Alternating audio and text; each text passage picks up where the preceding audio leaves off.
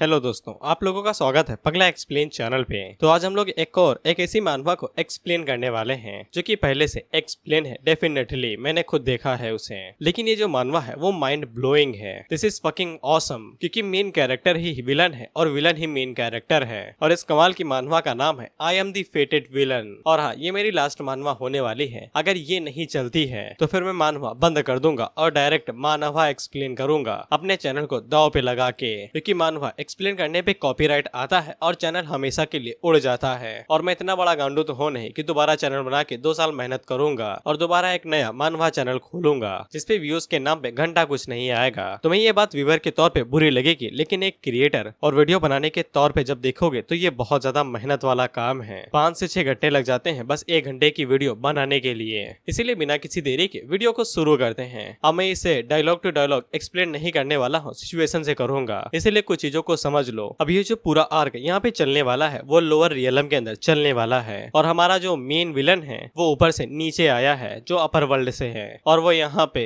जो real main character है उसके उंगली कटेगा और उसे जान से मारेगा तो फिर उसे पॉइंट मिलेंगे। वहीं पे असली मानवा का जो मेन प्रोटेगनिस्ट था वो एक सभा के चापे खिलाफ करने लगता है अपनी सेंट या फिर गर्लफ्रेंड को बचाने के लिए, क्योंकि उसके सेक्ट वाले मेन विलन जो भी अपर वर्ल्ड से था उसके साथ उसे ऊपर भेजने वाले थे और ये अपनी होने वाली गर्लफ्रेंड को किसी और के साथ जाने तो दे नहीं सकता था। वहीं पे जो सेक्ट के लीडर थे वो उस बंदे का नाम लेते हुए कहते हैं कि ये चंद अपनी औकात मत भूलो। जिसके बाद वो अपनी पावर का हल्का सा नमूना दिखाते हैं तो सामने की तरफ इतनी जोर से हवाएं चलने लगती हैं कि सभी लोगों के पसीने छूट जाते हैं। वहीं पे मेन विलन की तरफ से जो गार्ड आए थे वो भी उसे हड़काने लगते हैं। जिसके बाद हम लोग main character main villain super villain को देखते हैं जिसका नाम गु चेंगे था। इसके बाद हमें पता चलता है कि जो असली हीरो है वो गु चेंग की बॉडी के अंदर ट्रांसफर हो चुका है और उसे कुछ भी नहीं पता है कि उसका गु चेंग कौन सा काम करता है और वो किस लायक है। लेकिन उसे इतना जरूर पता है कि वो जिस बॉडी के अंदर आया है उसे स्वर्ग ने अपनी तरफ से लिख के दिया है कि तुम बेटा विलन बनोगे, सुपर विलन। और जब मैं रियल गोचेंग कहूंगा तो फिर वो असली बॉडी ओनर होगा, ना कि हमारा गोचेंग जो अभी यहाँ पे ट्रांसफर हुआ है। खैर इसके बाद हमारा असली मेन कैरेक्टर गोचेंग बताता है कि उसके पास एक सिस्टम भी है और ये सिस्टम किसी काम का नहीं है। ये जो स्टेटस दिखाता है उसका कोई फायदा नहीं है, क्योंकि ये फाइट के दौरान हमेशा अपने एनिमी से 3-4 कदम आगे रहता है और उन्हें कुत्तों की तरह पीटता है। बाकी ये सिस्टम उसके सिर्फ 2 काम में आता है, एक तो स्टोर से कुछ चीजें खरीदने के लिए और दूसरा ऐसे कैरेक्टर्स को ढूंढने के लिए जिनका वो लक चुरा सकता है और अपनी पावर को बढ़ा सकता है, जिससे कि ये जन जो कि अभी हमारा इस स्टोरी का प्रोटेगनिस्ट बना हुआ है। साथ ही में हम लोग ये जन के पीछे जो पत्तियों को देखते हैं जो हरी हरी हैं, ये गुटलब का चार्म मानती हैं और मैं वे गोचेंग के पीछे तो काली थी, यानी कि ये बहुत ज्यादा बैड लक का रूप है और विलन ज्यादा देर तक जिंदा नहीं रहते हैं। खैर इसके बाद ये जन वहाँ पे गोचेंग को उंगली करने लगता है, ये कहते हुए कि वो कहाँ का रहने वाला है और वो नीचे आके यहाँ पे दादागिरी कर रहा है। वहीं पे सभी लोग ये चन को शांत रहने को कहते हैं, क्योंकि उन्हें जैसे पता था कि गोचन उन्हें चींटियों की तरह मसल सकता है। वहीं पे ये चन की एक भी नहीं चलती है और वो जब अपनी गर्लफ्रेंड किंग की तरफ देखता है तो वो भी आगे से कुछ भी नहीं कहती है। और एक और चीज, गोचेंग को हमेशा उन लोगों से लक चुराना पड़ेगा जिनके बारे में सिस्टम उन्हें बताएगा, और जब गोचेंग उनसे पूरी तरीके से लक को चुरा लेगा तो वो उन्हें मार सकता है। और गोचेंग जैसे जैसे उनके लक को चुराता जाएगा तो फिर उसका लाइफ स्पैन और पावर बढ़ती जाएगी। और मैं ये सभी ज्ञान की चीजें इसलिए बता रहा हूँ क्योंकि मैं स्टोरी को स्पीड अप करने वाला हूँ, क्योंकि इसके अंदर षड्यंत्र बहुत है। बेसिकली ये जूफेन का छोटा भाई हो रखा है, लेकिन वो गॉड लेवल पे है और ये किंग लेवल पे है। खैर इसके बाद गोचेंग का सबऑर्डिनेट ये चैन के ऊपर एक जोरदार हमला कर देता है तो फिर ये चैन भी आगे की तरफ से एक जोरदार हमला करता है। उन दोनों की ताकत आपस में टकराती है और वहाँ पे बहुत बड़ा धमाका होता है। वहीं पे गोचेंग हम लोगों को यहाँ पे पावर लेवल के बारे में बताता है कि यहाँ पे पावर लेवल फिजिकल बॉडी से लेके फॉल्स गॉड तक बढ़ती चली जाती है और बीच में कई सारी चीजें आती हैं जिनके बारे में तुम मत जानो। वहीं पे ये जन चूजन वन है, यानी कि सन ऑफ लक है, इसीलिए वो आसानी के साथ तो नहीं हारेगा। होता भी बिल्कुल ऐसा है और वो आसानी के साथ गोचेंग के सबऑर्डिनेट को पीछे की तरफ झटक देता है। वहीं पे गोचेंग को इन सभी चीजों के बारे में पहले से ही अंदाजा लग चुका था कि मेन कैरेक्टर यहाँ पे अपनी स्किल्स का शो ऑफ कर रहा है ताकि वो किंग की शादी गोचेंग के साथ होने से रोक सके, जो कि जबरदस्ती करवाई जा रही है। साथ ही में किंग के पास भी इसके हीरोइन लक पॉइंट थे जिनको गोचेंग अपने फेवर में बदल सकता था। बेसिकली इसके अंदर जितने भी फीमेल कैरेक्टर्स आएंगी या तो गोचेंग उन्हें मार देगा या फिर वो उन्हें अपना सहेली या फिर शिष्य बना लेगा। बेसिकली भाई के पास चलता फिरता कोठा होने वाला है कुछ एपिसोड्स के अंदर। फिर इसके बाद गोचेंग किंग को अपना शिकार बनाता है और उसे मीठी बातों में फंसाने लगता है, ये कहते हुए कि तुम उसके साथ काफी टाइम तक रही हो और उसकी प्रेमी भी रही हो, लेकिन तभी हालातों को साध के अपने आप को शांत रखी हुई हो, बहुत ज्यादा चालाक औरत हो। जिसके बाद वो चाय पीता है और किंग से दोबारा भरने को कहता है, लेकिन घबराहट की वजह से वो चाय को ठीक से भर नहीं पाती है। तो फिर गोचेंग उसके हाथ को को चूमते हुए कहता है कि उसे इतना घबराने की भी जरूरत नहीं है। उसी टाइम पे सिस्टम उसे नोटिफिकेशन बताता है कि मेन कैरेक्टर ये चैन का लक 10% से नीचे गिर गया है। वहीं पे गुचेंग ने जैसे ही किंग को छुआ था तो फिर ये चैन को बहुत ज्यादा जलन हुई थी और वो गुस्से की आग में झुलसते हुए कहता है कि तेरी हिम्मत कैसी हुई उसे छूने की। वहीं पे गुचेंग को समझ में आ जाता है कि उसने सही जगह की नस को पकड़ा है। वहीं पे गुचेंग को समझ में आ जाता है कि अब यहाँ पे ये चैन की पावर अप होने वाली है। जैसे कि अक्सर मानवा के अंदर हीरो के पास ऐसी पावर आ ही जाती है जब उनकी बीवी या फिर गर्लफ्रेंड को कोई छेड़ता है। लेकिन गुचेंग तो दूसरी दुनिया से आया था और उसे अच्छे से पता होता है कि ऐसे मामले में क्या करना चाहिए, इसीलिए वो जल्दी के साथ आगे बढ़ता है और उड़ते हुए ये चैन के पास जाता है और वहाँ पे अपनी पावर का हल्का सा नमूना दिखाता है। और जब वो अपनी पावर को रिलीज करता है तब उसकी पावर ये चैन को छूते हुए शियों से निकलती है और आसपास के पूरे इलाके को डिस्ट्रॉय करके रख देती है। वहीं पे जब गुचेंग ये चैन को घूर के देखता है तो फिर उसके पीछे जो दरवाजा था उसके चीथड़े उड़ जाते हैं। इसके बाद ये चैन अपने घुटनों पे आ जाता है और गुचेंग उससे कहता है कि तुम उसे क्या कहना चाहते थे। वहीं पे वो सभी लोग गुचेंग की पावर का नमूना देख के हिल से चुके थे और उन लोगों की सांसें बहुत ज्यादा जोरों से धड़कने लगी थी। वहीं पे किंग के भी पसीने छूटने लगे थे क्योंकि उसने अभी तक इतनी पावर को महसूस ही नहीं किया था। वहीं पे उसके जो फादर थे उनकी भी सांसें अटक चुकी थी। वहीं पे ये चैन तो बस अपनी आखिरी सांसें गिन रहा था। खैर उसी टाइम पे सिस्टम गुचेंग के पास आता है जो कि अभी ये चैन को मारने के लिए मना करता है। अब देखो मैं एक और बात पे यहाँ पे एकदम सिंपल तरीके से बताता हूँ, अगर गुचेंग ये चैन जैसे कैरेक्टर्स का पूरा फायदा उठाना चाहता है तो फिर उसे ये चैन जैसे कैरेक्टर्स से वो सभी चीजें छीननी पड़ेंगी जो उनकी तकदीर में लिखी हैं, जैसे कि वाइफ, गर्लफ्रेंड, फॉर्चून्स, ट्रेजर्स जो उन्हें मिलने वाले हैं, यहाँ तक कि उनके लक को भी, जिनके बाद अगर वो उन्हें मारेगा तो फिर उसे बहुत ज्यादा फायदा होगा। और अगर वो उन जैसे कैरेक्टर्स को डायरेक्ट ही मार देता है तो फिर उसे बहुत ज्यादा बैड लक मिलेगा, जिससे वो अपने लाइफ स्पैन को बढ़ा नहीं पाएगा और इवेंचुअली एक विलन की तरह मारा जाएगा। इसलिए ये चैन को समझ में आ जाता है कि अब उसे किंग का फायदा उठा के ये चैन को चूहे की तरह इधर उधर नचाना पड़ेगा और जब उसे सही मौका मिलेगा तब वो उसे पकड़ के मार देगा। फिर इसके बाद गुचेंग सिंपैथी की खातिर ये चैन को वहाँ पे माफ कर देता है तो सभी लोग ये चैन से उम्मीद करते हैं कि वो माफी मांगेगा और यहाँ से चला जाएगा। लेकिन ये चैन उठता है और सीधा गुचेंग के ऊपर स्नीक अटैक कर देता है। लेकिन जैसा कि सभी को पता है कि वो अपर वर्ल्ड से आया है, बेसिकली वो अभी किंग लेवल से भी ज्यादा के ऊपर लेवल पे है, तो वो आसानी के साथ स्नीक अटैक को डॉज कर लेता है और अपने एक ही हाथ के स्ट्राइक से ये चैन के छक्के छुड़ा देता है और उसे दीवार में पटक देता है। इससे किंग को भी ये चैन के ऊपर तरस आने लगता है, प्रेमी जो है। खैर इसके बाद ये चैन दीवार से टप्पा खा के नीचे गेंद की तरह गिरता है और उसका सर फूट जाता है। वहीं पे बाकी लोगों को लगता है कि अब इसने अपने प्राण त्याग दिए हैं, अब ये जिंदा नहीं बचेगा। खैर इसके बाद गुचेंग उन लोगों से कहता है कि ये चैन को छोड़ दो, जैसा कि तुम्हें पता ही है वो सबसे पहले इसकी तकदीर में जो लिखा है वो सब कुछ छीनेगा, जिसके बाद इसे मारेगा। वहीं पे ये चैन को सेक्ट से धक्के मार के बाहर निकाल दिया जाता है, जबकि वो सेक्ट का मोस्ट गिफ्टेड डिसाइपल था। वहीं पे गुचेंग जले पे नमक छिड़कने के लिए किंग से कहता है कि आज रात मून बहुत ज्यादा खूबसूरत है, मैं चाहूंगा कि तुम मेरे साथ रात बिताओ। और मेरे साथ रात बिताओ का मतलब मैं तुम्हें नहीं बताऊंगा, ये किमी को बताएगी।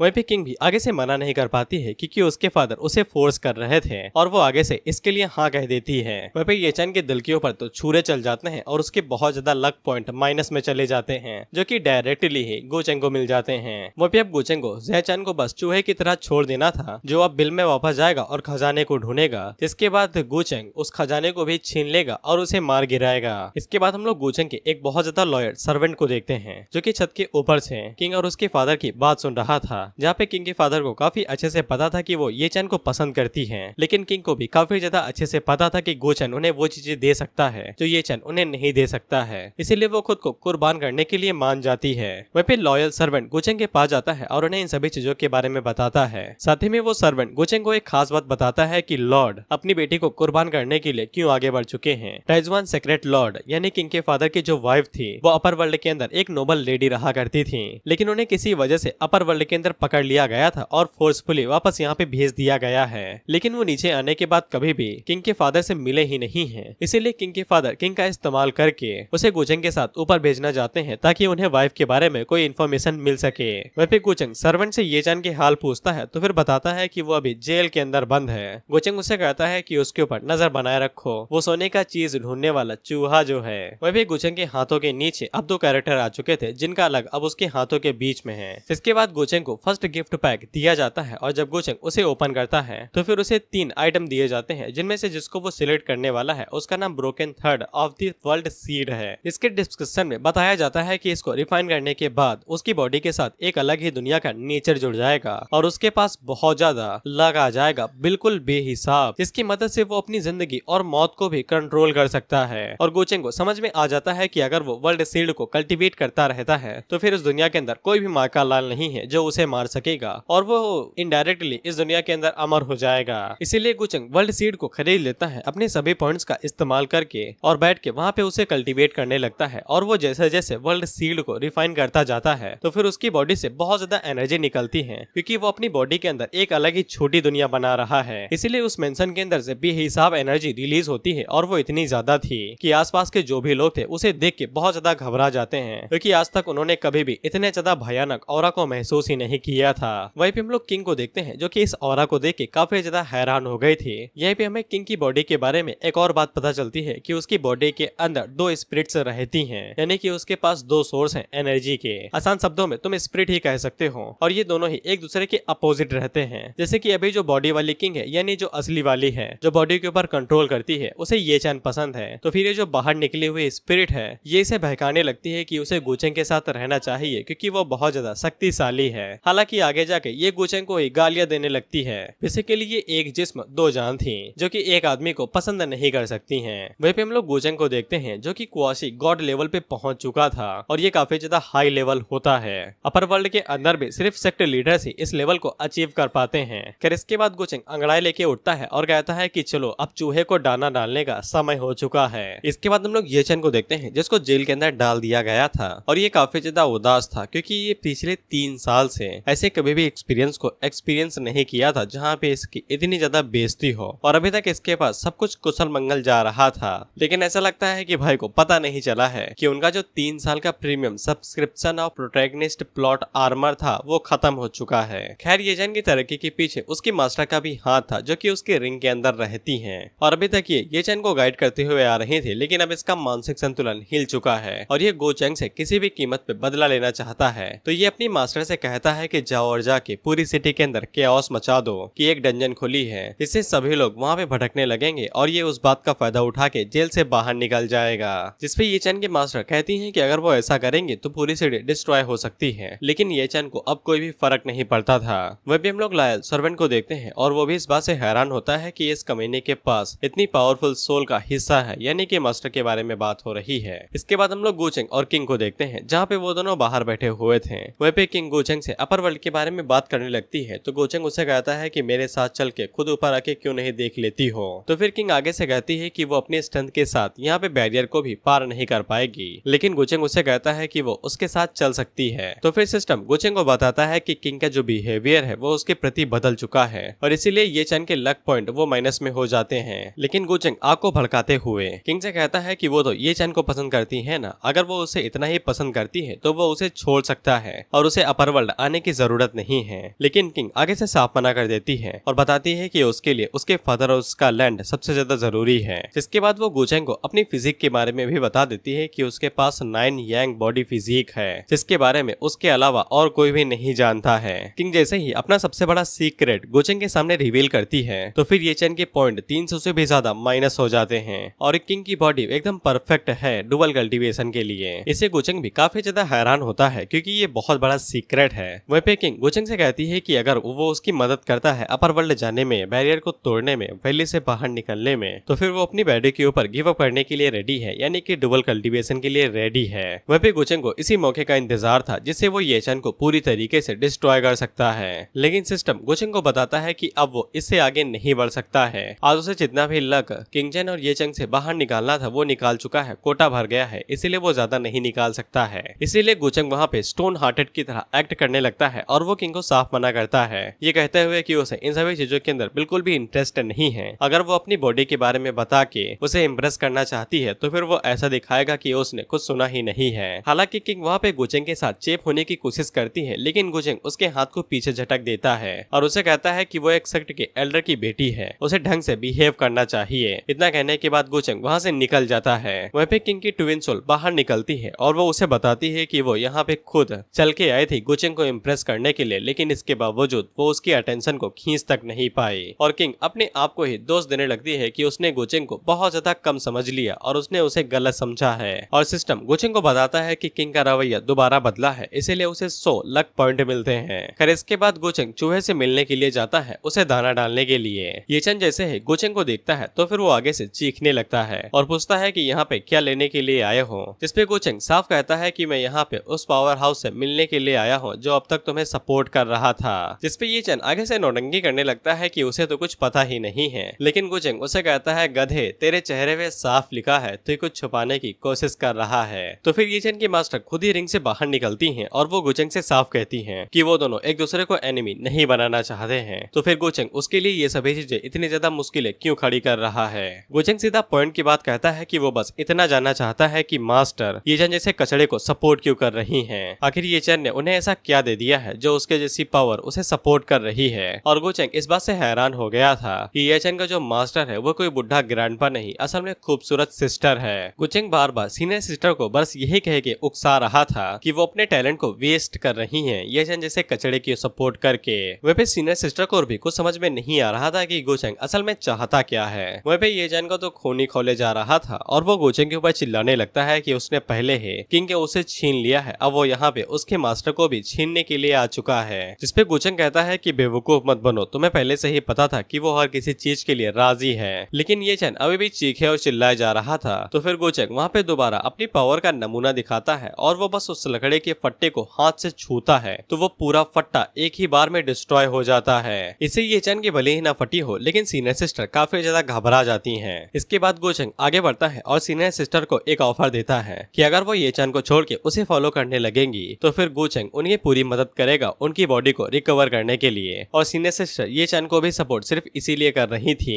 ताकि वो अपनी फिजिकल बॉडी को दोबारा रिकवर कर सके। वह पे सीनियर सिस्टर को कुछ भी समझ में नहीं आता है कि गोचेंग यहाँ पे किस तरह की कूटनीति का प्रयोग कर रहा है। उसके लिए ये चंद को मार के सीनियर सिस्टर को छीनना कोई बड़ी बात नहीं है, लेकिन इसके बावजूद वो यहाँ पे चाल चल रहा है ताकि खुद ही सीनियर सिस्टर उसे ज्वाइन कर ले। लेकिन सीनियर सिस्टर आगे से गोचेंग के ऑफर को मना कर देती हैं और वो बताती हैं कि वो येचन के साइड को नहीं छोड़ेंगी। हालांकि गोचेंग उनसे कहता है कि अभी इतना जल्दी जवाब देने की जरूरत नहीं है, वो थोड़ा सा टाइम लेके सोच के उसे बता सकती हैं। और गोचेंग जाने से पहले सीनियर सिस्टर को एक गिफ्ट देके जाता है जो कि एशियंट सोल कल्टीवेशन होली पिल थी, द गॉड गैदरिंग पिल, जिसको देख के वो दोनों ही हक्का बक्का रह जाते हैं। गोचेंग भाई डायरेक्ट अपर वर्ल्ड से नीचे आया है, उसकी जेब के अंदर पड़े हुए पत्थर भी स्पिरिचुअल स्टोन से कम थोड़ी ना है। सीनियर सिस्टर उस पिल को अपने पास रख लेती है क्योंकि वो काफी ज्यादा जरूरी पिल थी और गोचेंग की वजह से मास्टर और डिसाइपल के बीच में खटास आ गई थी और ये चैन को ऐसा लगने लगा था कि अब मास्टर उसे छोड़ के चली जाएंगी। वह पे सीनियर सिस्टर उससे कहती है कि वो उसे छोड़ के नहीं जाएंगी, लेकिन ये चैन को यकीन नहीं हो रहा था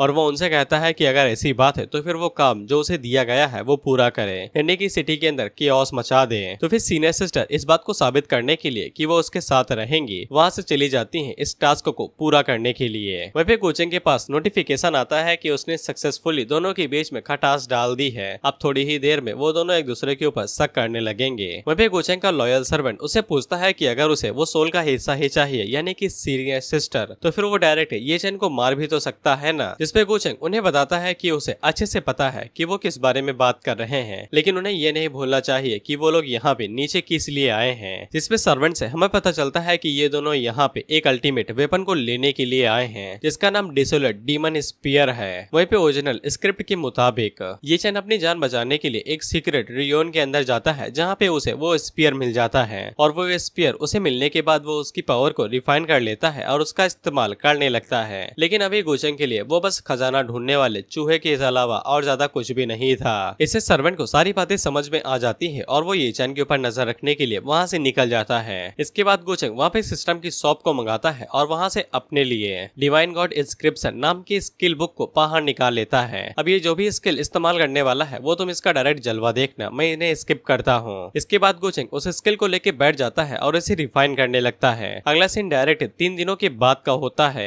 अब यहाँ पे एक बहुत बड़ा लफड़ा हो गया है और बहुत जोरों की लड़ाई होने वाली है। हम देखते हैं कि यहाँ पे यांगजो होली लैंड के कुछ लोग आते हैं, साथ ही में सन डायनेस्टी के लोग आते हैं और साथ ही में एशियंट फैमिली 100 फैमिली भी यहाँ पे आती है और ये सभी फैमिली एक साथ मिलकर टाइजुआन फैमिली के ऊपर हमला करने वाली थी। और टाइजुआन सेक्टर के पास एक सुप्रीम एल्डर थे जिनकी मदद से वो लोग यहाँ पे अपने सीक्रेट ट्रेजर स्पिरिचुअल वेन की मदद से कल्टीवेट करते हुए आए थे, लेकिन अब वो सुप्रीम एल्डर गुजर चुके हैं, इसीलिए बाकी सभी फैमिलीज यहाँ पे आ चुकी हैं स्पिरिचुअल वेन को चुराने के लिए। यांगजू होली लैंड के लीडर या फिर जो भी हो, झाओटियान नाम है इनका, वो आगे से सोकिंग के फादर, मैंने सोकिंग लगा दिया है, सरनेम वही है, सोकिंग के फादर से कहते हैं कि तुमने काफी टाइम तक स्पिरिचुअल वेन का इस्तेमाल किया है, लेकिन अब तुम्हारे सुप्रीम एल्डर जा चुके हैं, इसीलिए अब तुम्हारा लेवल काफी ज्यादा कम हो चुका है। अगर तुम स्पिरिचुअल वेन हमारे हवाले कर देते हो तो फिर हम इस बात का वादा करते हैं कि तुम्हारे क्लैन में से कोई भी नहीं मारा जाएगा। लेकिन सोकिंग के फादर आगे से चिल्लाते हुए साफ मना कर देते हैं कि जब तक उनके सुप्रीम एल्डर यहाँ पे जिंदा थे उनमें से किसी की बुंड में भी इतना दम नहीं था कि वो यहाँ पे आके चू भी कर सके। अब उनके जाने के बाद वो यहाँ पे उन्हें बुली करने लगे हैं। क्या उन्हें इतना आसान लगता है उन्हें इतना ज्यादा बुली करना?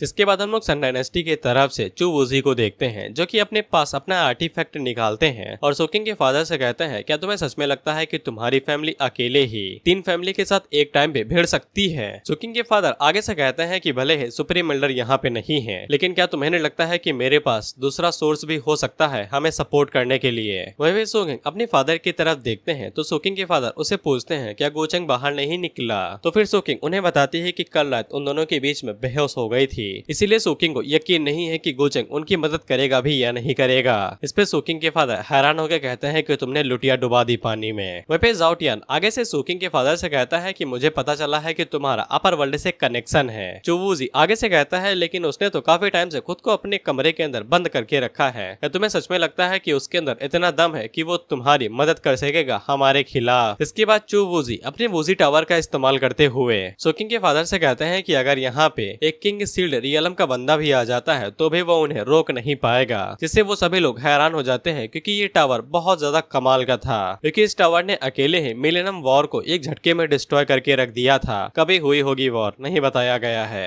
वहीं पे सोकिंग के फादर अपने मन के अंदर यही सोचते हैं कि अगर गोचंग यहाँ पे नहीं आता है तो फिर उन्हें गिव अप करना ही पड़ेगा, इसीलिए सोकिंग भागते हुए गोचंग की तरफ जाने लगती है ताकि वो उसे माफी मांग के यहाँ पे उसे ले आए। और तब तक ये लोग अपना फालतू की बातें करने लगते हैं कि मैं तुम्हें डिस्ट्रॉय कर दूंगा, वो तुम्हें डिस्ट्रॉय कर देगा। लेकिन उसी टाइम पे हम लोग देखते हैं कि वहाँ पे गोचंग की पावर रिलीज होती है क्योंकि उसने टेक्निक को सीख लिया था और उसकी टेक्निक का ऑरा इतना ज्यादा था कि वो टावर की एनर्जी को एक झटके में ही गायब कर देता है। यहाँ तक कि उनके आर्मी के अंदर जितने भी बीस्ट और लोग आए हुए थे उन सभी के भी पसीने छूटने लगते हैं। वहीं पे गोचंग कहता है कि बाराती आ गए हैं, अब स्वागत करने के लिए जाना पड़ेगा। वहीं पे सोकिंग तेजी के साथ आगे बढ़ रही थी गोचंग के कमरे की तरफ, लेकिन रास्ते के बीच में ही उसे ये चैन रोक लेता है और उसे कहता है कि अभी हम लोगों को यहाँ से भाग चलना चाहिए, पूरा टाइजू अभी लड़ाई के मैदान में बदलने वाला है। लेकिन सोकिंग उसी के ऊपर फूट पड़ती है और उसे चिल्लाते हुए कहने लगती है कि उसे ऐसा क्यों लगता है कि वो यहाँ पे उसके साथ भाग जाएगी, जबकि अपने पूरे सेक्ट और उन सभी चीजों को छोड़ के जो उसके हैं। जिसपे ये चैन सोकिंग से कहता है क्या गोचंग तुम्हारे ऊपर प्रेशर डाल रहा है क्या? जिसपे सोकिंग साफ मना करती है और उसे चिल्लाते हुए कहती है कि वो कभी भी गोचंग के बारे में इस तरीके से बात नहीं करेगा,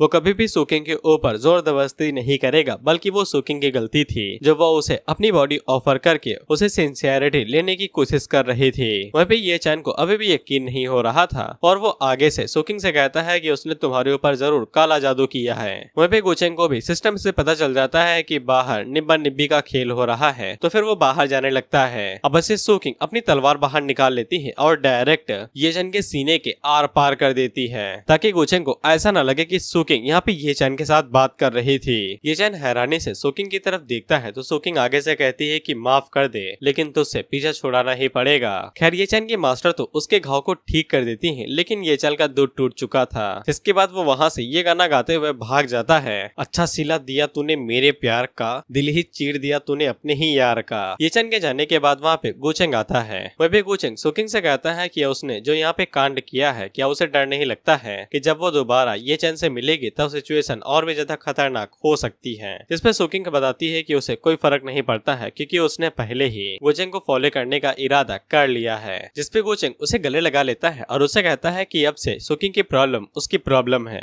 वहीं पे सोकिंग तो इससे काफी ज्यादा खुश हो जाती है, लेकिन गोचंग अपने मन के अंदर सोचता है कि इसके पास अभी भी हाई फॉर्चून है जिसका वो इस्तेमाल फ्यूचर में कर सकता है, तो फिर रिजर्व रखने में कोई भी बुराई नहीं है। इसके बाद वो दोनों उस तरफ जाने लगते हैं जहाँ पे सभी फैमिलीज इकट्ठा हुई थी। वहीं पे वो सभी लोग सोकिंग के फादर से कहते हैं कि अगर सुप्रीम एल्डर अभी भी जिंदा है तो फिर उसे यहाँ पे इतना बवाल नहीं करना चाहिए और जल्दी बुला लेना चाहिए। सुकिंग के फादर उन लोगों से पूछते हैं कि उन्हें इस बारे में पता कैसे चला कि उनके सुप्रीम एल्डर की मौत हो चुकी है। तो फिर ये कियाधारा ये चैन का था, उसकी मास्टर ने ही ये बात पूरी डायनेस्टी के अंदर फैला दी थी जिससे यहाँ पे कियोस होएगा और वो सुकिंग को लेके भाग निकलेगा। हालांकि वो अपने प्लान में कामयाब नहीं हुआ। जानकारी वाली बात वो लोग सुकिंग के फादर को नहीं बताते हैं और उसे कहते हैं कि उसे जल्दी करना चाहिए, नहीं तो वो लोग बेसब्र हो रहे हैं। उसी टाइम पे गोचंग अपनी पावर्स को रिलीज करते हुए उन लोगों से चुप रहने को कहता है और उसकी आवाज से ही वो लोग काफी ज्यादा हैरान हो जाते हैं। इसके बाद गोचंग उन लोगों के सामने आता है और उनसे कहता है कि जब तक वो यहाँ पे खड़ा है वो लोग यहाँ से मिट्टी का एक तिनका भी लेके नहीं जा सकते हैं। वो सभी लोग शुरुआत में तो गोचंग को देख के हैरान हो जाते हैं, लेकिन बाद में जब वो ये देखते हैं कि ये काफी ज्यादा छोटा है तो उसे बिल्कुल भी सीरियस नहीं लेते हैं और एक फैमिली के हेड गोचंग के ऊपर एक जोरदार हमला कर देते हैं। लेकिन गोचंग उनके हमले को अपने एक हाथ से ही रोक लेता है। इसके बाद उनके हाथ को वो मरोड़ देता है तो उनका हाथ टूट जाता है और वो जल्दी से पीछे हट जाते हैं। वहीं पे वो फैमिली हेड बाकी लोगों को बताता है कि ये ग्रैंड मास्टर रियलम पे है। तो फिर चू वूजी टावर का इस्तेमाल करते हुए कहते हैं कि तुम्हारे पास टैलेंट है लेकिन तुम इकट्ठा हम लोगों को संभाल नहीं सकते हो, तुम्हें पता होना चाहिए कि पीछे कब हटा जाता है। इतना कहने के बाद ज़ाओटियान और हाओ दोनों एक साथ गोचंग के ऊपर अपनी अपनी स्वॉर्ड लेके अटैक कर देते हैं, लेकिन गोचंग उनके हर एक अटैक को अपनी एक उंगली के साथ ही रोक लेता है। और जब वो दोनों एक साथ गोचंग के ऊपर अटैक कर ही रहे थे कि उसी टाइम पे चू वूजी अपने टावर का इस्तेमाल करता है और वो गोचंग को अपने टावर के अंदर कैद कर लेता है। वहीं पे उन तीनों को लगता है कि वो लोग आसानी के साथ गोचंग को हरा दिए हैं, जिसके बाद अपने स्वॉर्ड लेके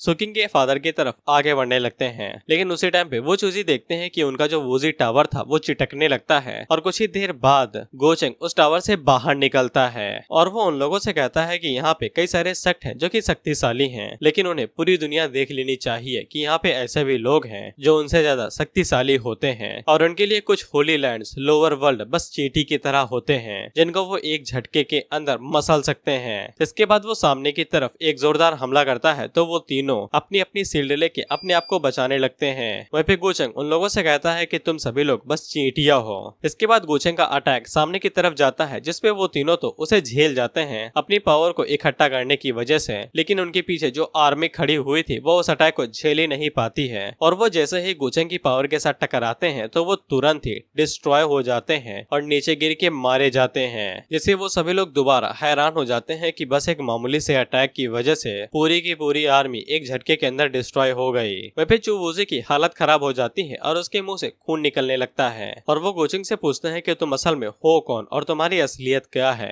जिसपे गोचंग आगे से बताता है limitless eternal life heavenly kingdoms. अब गोचंग इन्हें मारता है या नहीं ये हमें नहीं दिखाया जाता है क्योंकि अगला सीन डायरेक्ट आधे महीने बाद का होता है। जिसके बाद हम लोग सिटी के अंदर गोचंग के बारे में ही बात करते हुए कुछ लोगों को सुनते हैं और वो लोग येचन की बुराई कर रहे थे कि वो तो अभी चूहा बन के इधर उधर भाग रहा है, पता नहीं जिंदा भी है या नहीं या फिर अधमरा कहीं पे पड़ा हुआ होगा। और येचन उनके बगल से ये सभी बातें सुन रहा था, जिसके बाद वो अपनी एनर्जी का इस्तेमाल करके उसे वहीं पे जला के मार देता है और आगे से कहता है कि वो बस हथियार की तलाश में है और उसे जैसे ही वो हथियार मिल जाएगा तो फिर वो होली लैंड के साथ साथ गो चुवैंग को भी जान से मार देगा। इसके बाद हम लोग सुकिंग के फादर को देखते हैं और उनके हॉल के अंदर तीनों फैमिली के हेड भी थे। अब ये लोग एक ही अलायंस के अंदर काम करने वाले थे गोचंग की बदौलत। उसी टाइम पे उन लोगों के पास एक लड़की आती है जो कि वहाँ पे जिया डायनेस्टी की तरफ से डिस्कशन का इनविटेशन लेके आई थी। अब ये इनविटेशन किसी फैमिली के डिस्कशन के लिए नहीं है, बस उनके यहाँ पे एक डंजन खुली है तो फिर सभी सेक्टरों को बुलाया जाता है कि जिसपे सभी लोग एक साथ एक्सप्लोर करें और खतरे को कम किया जा सके। और ऐसा माना जाता है कि उनकी डायनेस्टी के अंदर कुछ लोग शक्तिशाली रहा करते थे और वो शायद कुछ लोग ऊपर भी जा चुके हैं। वहीं पे गोचंग अपने मन के अंदर सोचता है कि उसने गैदरिंग पेल के ऊपर पहले से ही मार्कर लगा दिया था, इसीलिए ये चंद जहाँ जहाँ पे भी जाएगा उन्हें पता चलता रहेगा, लेकिन शायद से वो अपने रास्ते बदल सकता है और उसे कोई नई चीज भी मिल सकती है। इसीलिए गोचंग सुकिंग से कहता है कि तैयारियां शुरू करो, हम भी लोग वहाँ पे जाने वाले हैं। इसके बाद गोचंग वहाँ पे अपने लॉयल सर्वेंट को बुलाता है और उसे कहता है कि मुझे पता है कि तुम सेंट्रल स्टेट से ही डायरेक्ट सीधा अपर वर्ल्ड के अंदर गए थे। जिसपे लॉयल सर्वेंट आगे से बताता है कि 30,000 साल पहले वो सेंट्रल स्टेट से अपर वर्ल्ड के अंदर आए थे जब वो सेलेस्टियल ग्रेन्स रियलम पे थे। हालांकि जब वो अपर वर्ल्ड के अंदर आए थे तब वो काफी ज्यादा कमजोर थे, इसलिए एक ग्रेट सेक्ट ने इन्हें अपना गुलाम बना लिया और ये लोग माइनिंग करने के लिए जाते थे और कुछ ही देर में ये लोग वहाँ की स्पिरिचुअल एनर्जी से दूषित होकर मारे भी जाने वाले थे। लेकिन गो फैमिली की किसी एल्डर की मदद से वो वहाँ से बच के निकल पाए और इसीलिए ये गो फैमिली से बहुत ज्यादा लॉयल है। वहीं पे गोचंग उन्हें बताता है कि 3 दिनों के वो लोग सेंट्रल स्टेट के अंदर जाने वाले हैं, जिससे वो अपनी फैमिली से दोबारा मिल पाएंगे। तो वो काफी ज्यादा खुश हो जाते हैं और गोचेंग को शुक्रिया कहने लगते हैं, जिसपे गोचेंग बताता है कि हम लोग वैसे भी वहाँ पे जाने वाले थे, तुम अपनी फैमिली के साथ थोड़ा सा समय बिताने ला। और गोचेंग ये जानबूझ के कर रहा था क्योंकि ये थोड़ी सी चीज भी एल्डर ही को, जो कि इनका नाम है, वो गोचेंग के प्रति और भी ज्यादा लॉयल बना देगी। इसके बाद हम लोग सेंट्रल स्टेट की एक अकेडमी को देखते हैं, जहाँ पे हम लोग एल्डर की हान को देखते हैं, जो अपने छोटे भाई ली टियान के ऊपर चिल्लाते हुए कहती हैं कि क्लास के अंदर सोना सख्त मना है। वहीं पे एल्डर की हान, जो कि एकेडमी की एक टीचर थी, और उनका छोटा भाई उसी क्लास का एक छोटा सा स्टूडेंट था, जो कि किसी काम का नहीं था, जबकि वो एशियन फैमिली से भी आता है, लेकिन उसके पास कल्टीवेशन का कोई भी टैलेंट नहीं था।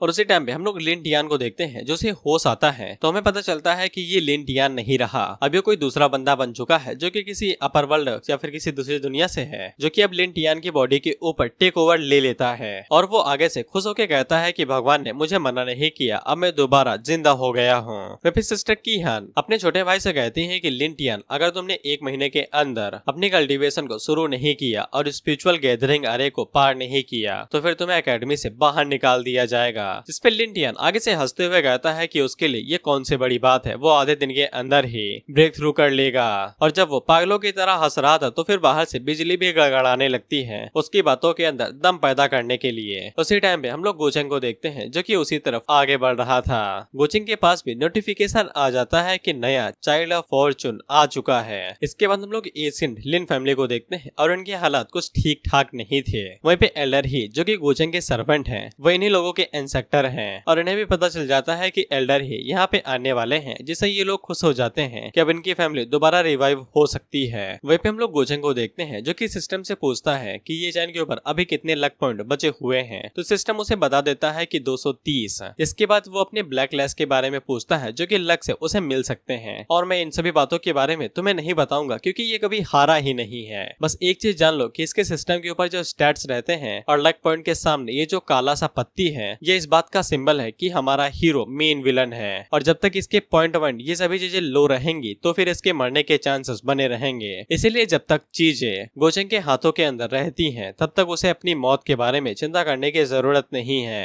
वहीं पे गोचेंग की मुलाकात सुकिंग से हो जाती है, तो वो उससे पूछती है कि काफी ज्यादा खुश मूड में लग रहे हो मालिक, क्या हुआ है। वहीं पे सुकिंग के लक पॉइंट भी 400 तक पहुंच चुके थे। और एक और चीज, जैसे अभी सुकिंग है, जो कि इस टाइम पे गोचेंग की साइड पे है, तो फिर जैसे जैसे इसके लक पॉइंट बढ़ेंगे, उसी तरीके से गोचेंग के लक पॉइंट भी बढ़ेंगे। लेकिन गोचेंग को ये बात जरूर समझ में आ जाती है कि इसके लक पॉइंट जो बढ़े हैं, उसकी मदद से गोचेंग के लक पॉइंट अभी इतने ज्यादा नहीं बढ़ने चाहिए थे, और उसे समझ में आ जाता है कि सुकिंग अभी भी कोई चीज उसे छुपा रही है, जो कि एक बॉडी के अंदर ट्विन सोल वाली बात थी। वहीं पे सुकिंग गोचेंग को बताती है कि वो लोग डंजन के अंदर जाने से पहले एशियन फैमिली के अंदर बैठ के किसी बारे में बात करेंगे, जो कि डिस्कशन होगा। हालांकि उसका सर्वेंट भी गोचेंग से यही कहता है कि उन्हें वहाँ पे जाने की जरूरत नहीं है, और गोचेंग भी ऐसी जगह पे नहीं जाना चाहता था जहाँ पे लोअर रियलम के कुछ बेवकूफ लोग होंगे और वो किसी भी बारे में बात नहीं करेंगे। अगले सीन डायरेक्ट लिन फैमिली का होता है, जहाँ पे गोचेंग एल्डर ही से कहता है कि आपको यहाँ पे मेरे साथ रहने की जरूरत नहीं है, आप जाके अपना काम कर सकते हैं, जिससे एल्डर ही काफी ज्यादा खुश हो जाते हैं और गोचेंग को शुक्रिया कह के वहाँ से निकल जाते हैं। वहीं पे लिन फैमिली के जितने भी डिसेंडेंट थे, वो सभी इस बात को देख के हैरान हो जाते हैं कि एल्डर ही, जो खुद इतने ज्यादा शक्तिशाली हैं, वो किसी नौजवान आदमी को अपना मास्टर कह रहे हैं। इसके बाद गोचेंग सुकिंग का हाथ पकड़ता है और उसे लेके फैमिली की सभा से बाहर जाने लगता है। लेकिन उसी टाइम पे कीहान के फादर अपनी बेटी को बुलाते हैं, जो कि ऑर्गन है सिस्टर कीहान थी, और वो सिस्टर कीहान को ऑर्डर देते हैं कि जाओ और जाके मास्टर गोचेंग के साथ रहो और उन्हें आसपास का एरिया घुमा दो, तुम यहाँ के लिए काफी ज्यादा जानी पहचानी हो। वहीं पे गोचेंग कीहान की तरफ देखता है, तो फिर उसे पता चलता है कि इसके पास पॉइंट तो हैं, लेकिन काफी ज्यादा कम है, तो फिर वो कीहान के अंदर ज्यादा इंटरेस्ट नहीं दिखाता है, बस उससे उसी तरीके से बात करता है जैसे किसी टूरिस्ट से किया जाता है।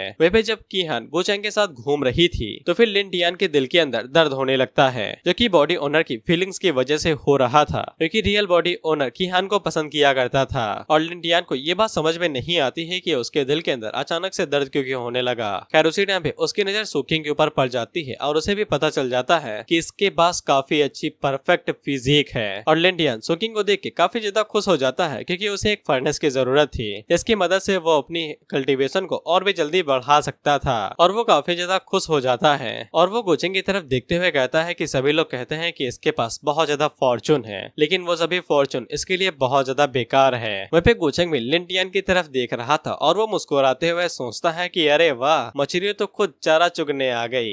लेकिन गोचेंग को एक बात समझ में नहीं आती है कि उसने अभी तक लिन टियान को दाना भी नहीं डाला है, वो क्यों यहाँ पे फड़फड़ाते हुए आ रहा है। इसके बाद वो किहान की तरफ देखता है और उसे सब कुछ समझ में आ जाता है कि ये असर दाने का नहीं बल्कि प्यार का है। इसके बाद किहान गुआनचेंग को लिन टियान के बारे में बताती है कि वो किसी भी काम का नहीं है, न है उसके पास कल्टीवेशन का टैलेंट है और न ही वो बाकी किसी काम के लायक है। लेकिन गुआनचेंग उसे कहता है कि इससे क्या ही फर्क पड़ता है, लेकिन उसकी किस्मत काफी ज्यादा अच्छी है कि उसके पास किहान जैसी काफी ज्यादा अच्छी और प्यारी बहन है जो उसका ख्याल रखती है। लेकिन किहान गुआनचेंग को बताती है कि ऐसा नहीं है, वो आजकल काफी ज्यादा समझदार हो गया है और काफी अच्छे से अपनी कल्टीवेशन को भी कर रहा है, जिससे गुआनचेंग को समझ में आ जाता है कि उसके ऊपर किसी पावरफुल बंदे ने टेक ओवर ले लिया है। वहीं पे किहान गुआनचेंग को आगे बताती है कि वो काफी जल्दी ब्रेक थ्रू कर रहा है और ऊपर से उसने एक एल्डर की गलती को भी पकड़ लिया था। इसके बाद वो दोनों लिन टियान के बारे में ही बात करने लगते हैं। लेकिन गुआनचेंग की पर्सनालिटी को तुम लोग जानते ही हो। सबसे पहले वो लड़की फंसाता है, जिसके बाद वो उसे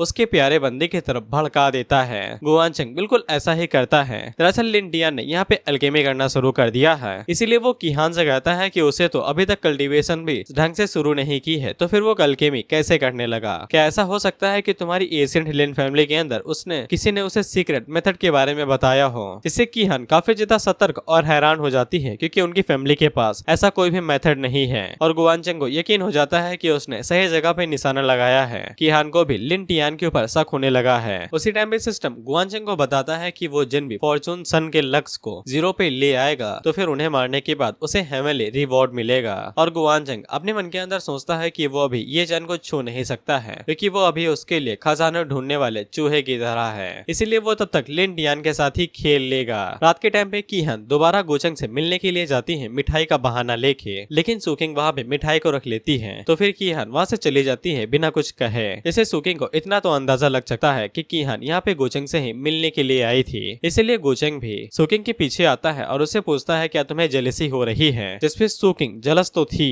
लेकिन इसके बावजूद वो गोचेंग से कुछ भी नहीं कहती है क्योंकि वो अभी ऐसे हालातों में बिल्कुल भी नहीं है कि वो गोचेंग से कुछ मांग सके, और ऊपर से वो जेलस होती है या नहीं इससे कोई फर्क नहीं पड़ता है। और वो जाते हुए गोचेंग से कहती है कि अगर वो किहान को रखना चाहता है तो फिर वो रख सकता है। वहीं पे गोचेंग को भी समझ में नहीं आता है कि इसे क्या हो गया, अचानक से ये नखरे क्यों दिखाने लगी। वहीं पे किहान की मुलाकात लिन टियान से हो जाती है, जो कि डायरेक्ट उसे कहता है कि उसे ज्यादा गोचेंग के करीब नहीं जाना चाहिए, वो बंदा बिल्कुल भी ठीक नहीं है और किसी भी टाइम उसका फायदा उठा सकता है। जिसपे किहान लिन टियान की बिल्कुल भी बात नहीं सुनती है और उसे कहती है कि उसे गोचेंग के बारे में ऐसी तैसी बातें नहीं करनी चाहिए, और अगर वो कोई अच्छा इंसान होता भी नहीं है तो क्या फर्क पड़ता है, वो किहान से क्या ही छीन लेगा। इतना कहने के बाद वो गुस्से में वहाँ से निकल जाती है और अपने मन के अंदर सोचती है कि दिन प्रतिदिन ये बहुत ज्यादा चिड़चिड़ा होता जा रहा है, ना कि इसकी कल्टीवेशन बढ़ रही है। और उसे याद आता है कि वो अल्केमी के बारे में पूछना भूल ही गई कि उसने अल्केमी कैसे सीख ली। इसके बाद उसका लिन टियान के ऊपर और भी ज्यादा शक बढ़ने लगता है। इधर सिस्टम गोचेंग को बताता है कि किहान का शक लिन टियान के ऊपर बढ़ता जा रहा है, इसीलिए लिन टियान को जो लक था वो धीरे धीरे करके कम होने लगता है। वहीं पे गोचेंग आगे से खुश होकर कहता है कि सारे मोहरे अपनी जगह पे हैं, बस सामने वाले को अपनी चाल चलने की देरी का इंतजार है। इसके बाद हम लोग लिन टियान को देखते हैं जो कि जंगल के अंदर किसी कर्ज की तैयारी कर रहा था, जिसकी मदद से वो गोचेंग के ऊपर आज रात हमला करने वाला था। हालांकि वो हमला गोचेंग के ऊपर कुछ दिनों बाद करना चाहता था, लेकिन गोचेंग ने किहान के ऊपर हाथ डाल दिया है, इसीलिए रियल बॉडी के ओनर को दिक्कत हुई है, इसीलिए लिन टियान वहाँ पे जल्दबाजी कर रहा है। इसके बाद उसके कर्ज टेक्निक पूरी हो जाती है जो कि डीमन से ही जुड़ी हुई थी। उस कर्ज के अंदर से कई सारे डीमन बाहर निकलते हैं जो आगे की तरफ बढ़ने लगते हैं, और लिन टियान गोचेंग से कहता है कि तुम भले ही कहीं के बाहुबली हो, लेकिन इस तकनीक के सामने तुम्हारा बाहुबल भी किसी काम का नहीं है। हम लोग देखते हैं कि वो सभी घोस्ट या फिर डीमंस एक बुल के अंदर बदल जाते हैं जो तेजी के साथ गोचेंग के कमरे या फिर घर की तरफ आगे बढ़ रहे थे। वह भी गोचेंग को पहले से ही पता था कि वो कौन सी टेक्निक का इस्तेमाल करने वाला है, तो वो आगे से कहता है कि ये मेरा बाहुबल देखना चाहता है, ऐसा लगता है कि दिखाना पड़ेगा। इसके बाद गोचेंग वहाँ पे अपनी पावर को रिलीज करता है, तो हम लोग देखते हैं कि उसकी पावर से वहाँ पे उसकी स्पिरिचुअल बॉडी बन जाती है, और गोचेंग से उसे कंट्रोल करते हुए कहता है कि अब मैं तुम्हें दिखाता हूँ अपना बाहुबल। हम देखते हैं कि वो बुल काफी तेजी के साथ स्पिरिचुअल बॉडी की तरफ आगे बढ़ रहा था, लेकिन स्पिरिचुअल बॉडी अपने एक हाथ को आगे की तरफ बढ़ाता है और उस बुल के पेट को चीरते हुए उसके कोर को बाहर निकाल के उसे पूरी तरीके से डिस्ट्रॉय कर देता है। कोर के डिस्ट्रॉय होते ही उसके अंदर से लाजवाब पावर बाहर निकलती है और उसका फोर्स हर तरफ फैल जाता है, यहाँ तक कि एल्डर ही और किहान के फादर को भी ये पावर महसूस होती है। वहीं पे हम लोग लिन टियान को देखते हैं और कोर बुरी तरीके से डिस्ट्रॉय होने की वजह से उसके ऊपर ब्लैक फ्लैश पड़ते हैं और वो काफी ज्यादा कमजोर कमजोर होकर नीचे गिर जाता है। वहीं पे गोचेंग की स्पिरिचुअल बॉडी उस कोर की एनर्जी के साथ साथ बाकी सभी एनर्जी को भी एब्जॉर्ब कर लेती है और गोचेंग के पास बहुत ज्यादा कमाल की एनर्जी भी आ जाती है जो उसके लाइफ स्पैम को भी बढ़ाने के लिए बहुत ज्यादा कमाल की है। और गोचेंग उस एनर्जी पिल को खाते हुए कहता है कि सन ऑफ फेट, तुम तो काफी ज्यादा लाजवाब हो, मैंने अभी तक कुछ किया भी नहीं, तब भी तुमने मुझे कमाल का गिफ्ट दे दिया।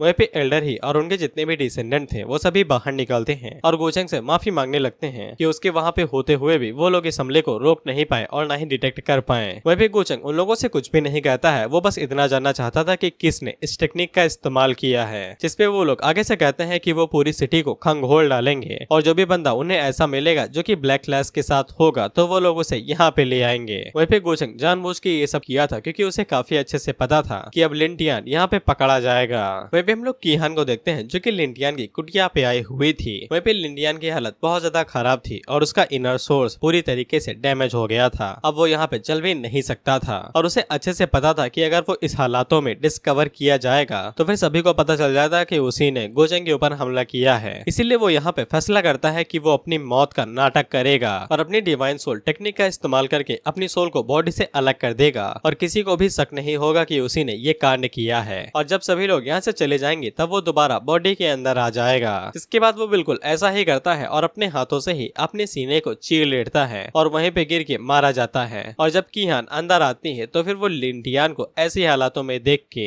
समझ जाती है कि इसी ने गोचेंग के ऊपर वो हमला किया था। खैर इसके बाद कीहान ये वाली बात अपने फादर को बताती है, जिसके बाद वो सभी लोग यहाँ तक कि एल्डर ही भी गोचेंग के सामने आते हैं और उसे ये बात बताते हैं कि जिस बंदे ने उसके ऊपर हमला कराया था वो पहले ही मारा जा चुका है। और वो सभी लोग गोचेंग से कहने लगते हैं कि उसकी जगह पे गोचेंग उन्हें पनिशमेंट दे सकता है। हालांकि गोचेंग को सिस्टम की मदद से पता चल जाता है कि वो अभी तक मारा नहीं है। लिन टियान जरूर किसी सोल टेक्निक का इस्तेमाल करके अपने सोल को बचाए हुए है और सबके बुद्धू बनने के बाद वो दोबारा अपनी बॉडी के अंदर वापस आ जाएगा। वहीं पे लिन फैमिली के जितने भी लोग थे वो सभी लिन टियान को गालियां दे रहे थे कि उसकी वजह से अब पूरी फैमिली को उसकी करने का भुगतान करना पड़ेगा। वहीं पे कीहान को भी लिन टियान से अब घिन आने लगी थी, इसीलिए गोचेंग के पास बहुत ज्यादा लक वैल्यू जाती है क्योंकि सभी लोग अब लिन टियान से नफरत करने लगे थे। इसीलिए उसकी लक वैल्यू काफी ज्यादा घट चुकी थी जो कि डायरेक्ट गोचेंग को मिल गई थी और उसे समझ में आ जाता है कि अब उसके पास ज्यादा लक वैल्यू नहीं बची है। उसका जो रास्ता कीहान के साथ है वही बचा कुचा उसकी लक वैल्यू होगी। इसके बाद गोचेंग लिन फैमिली से कहता है कि अपर वर्ल्ड के अंदर इस तरह की सीक्रेट टेक्निक का इस्तेमाल करके स्नीक अटैक करना कोई बड़ी बात नहीं है और वैसे भी लिन टियान ने जो कांड किए हैं उसका लिन फैमिली से कोई भी लेना देना नहीं है, इसीलिए उन लोगों को माफी मांगने की जरूरत नहीं है। इससे वो सभी लोग काफी ज्यादा खुश हो जाते हैं और गोचेंग उन लोगों को वहां से जाने से कहता है और ये भी कहता है कि लिन टियान की बॉडी को मत छूना, यानी कि अंतिम संस्कार मत करना, क्योंकि गोचेंग को अभी भी उसे दोबारा जिंदा करना है और उसे मार के थोड़े से पॉइंट और लेने हैं। वो सभी लोग इस चीज के लिए मान जाते हैं और वहां से जाने लगते हैं, लेकिन गोचेंग कीहान को रोक लेता है और उससे कहता है कि उसके दिन थोड़े से ठीक नहीं चल रहे हैं, इसीलिए वो चाहता है कि कीहान उसे आसपास का इलाका घुमा दे। खैर इसके बाद वो तीनों शहर घूमने के लिए जाने लगते हैं और अगला सीन 3 दिनों के बाद का होता है। खैर इसके बाद अगला सीन एक होटल का होता है जहाँ पे कुछ यंग फैमिली के यंग मास्टर्स एक साथ लंच कर रहे थे और अपनी कल्टीवेशन के ऊपर बात कर रहे थे, जिनमें मेन सिर्फ 2 ही लोग हैं। सबसे पहला है सेंग टियान जो कि ये बंदा है और इसने हाल ही में किसी डिवाइन टेक्निक को अभी मास्टर किया है, और दूसरे बंदे का नाम है जिन यंग जिसके बालों का कलर लाल है। अब ये चैन का बड़ा भाई है, जैसे गॉड फादर होते हैं ना वैसे ही बड़ा भाई, यानी कि रिश्तों को लड़ाई के जरिए बनाए दिया जाना। इसने ये चैन के साथ किसी कंपटीशन के अंदर फाइट की थी जहाँ पे ये चैन ने कम कल्टीवेशन होने के बावजूद जिन यांग को काफी अच्छी टक्कर दी थी, जिसके बाद वो दोनों भाई बन गए थे।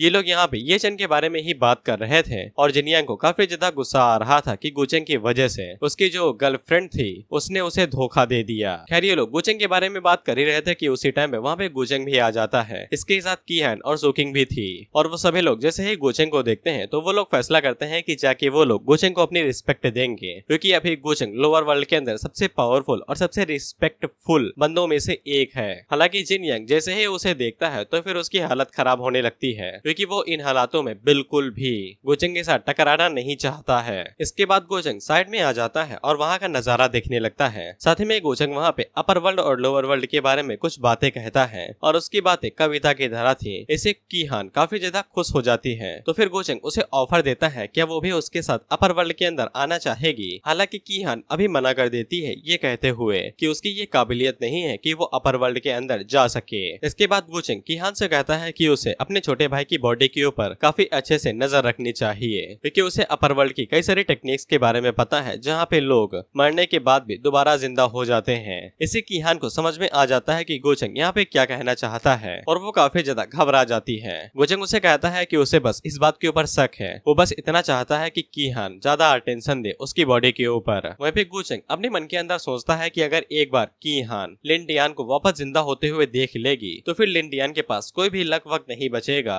और फिर उसके बाद लिन डियान का जिंदा रहना गुचेंग के लिए बिल्कुल भी फायदा नहीं देगा। और आगे तो तुम्हें पता ही है कि गुचेंग उसके साथ क्या करेगा। खैर इसके बाद एक एल्डर गुचेंग को बताते हैं कि यहाँ के जो यंग डिसाइपल्स हैं वो सभी गुचेंग से मिलकर उसे रिस्पेक्ट देना चाहते हैं, तो फिर गुचेंग उनसे मिलने के लिए मान जाता है। इसके बाद वो सभी लोग वहाँ पे आते हैं और गुचेंग को अपनी रिस्पेक्ट और उसे ग्रेट करते हैं। इसके बाद वहाँ के जितने भी यंग मास्टर थे जो कि बहुत ज्यादा घमंडी और कमीने हैं, लेकिन गुचेंग के सामने वो एकदम राज दुलारे बन के उसे बहुत अच्छे से ग्रेट करते हैं। यहाँ तक कि होली लैंड के जो खूबसूरत लड़कियां मेडन, प्रिंसेस, वो सभी भी गुचेंग को देखते हुए शर्मा रही थी। इसीलिए कीहान अपने मन के अंदर सोचती है कि गुचेंग का रवैया और उसका एटीट्यूड और उसका ऑरा बहुत ज्यादा कमाल का है, ये सभी लोग उसके सामने अपने घुटने टेक रहे हैं। और वो अपने मन के अंदर सोचती है कि इतना सब होने के बावजूद गुचेंग के ऊपर बिल्कुल भी असर नहीं पड़ रहा है, न ही उन सभी होली मेडन के रिझाने की वजह से भी गुचेंग के ऊपर कोई असर नहीं पड़ता है। लेकिन उसे ये बात समझ में नहीं आती है कि गुचेंग का रवैया उसके प्रति इतना अजीब क्यों है।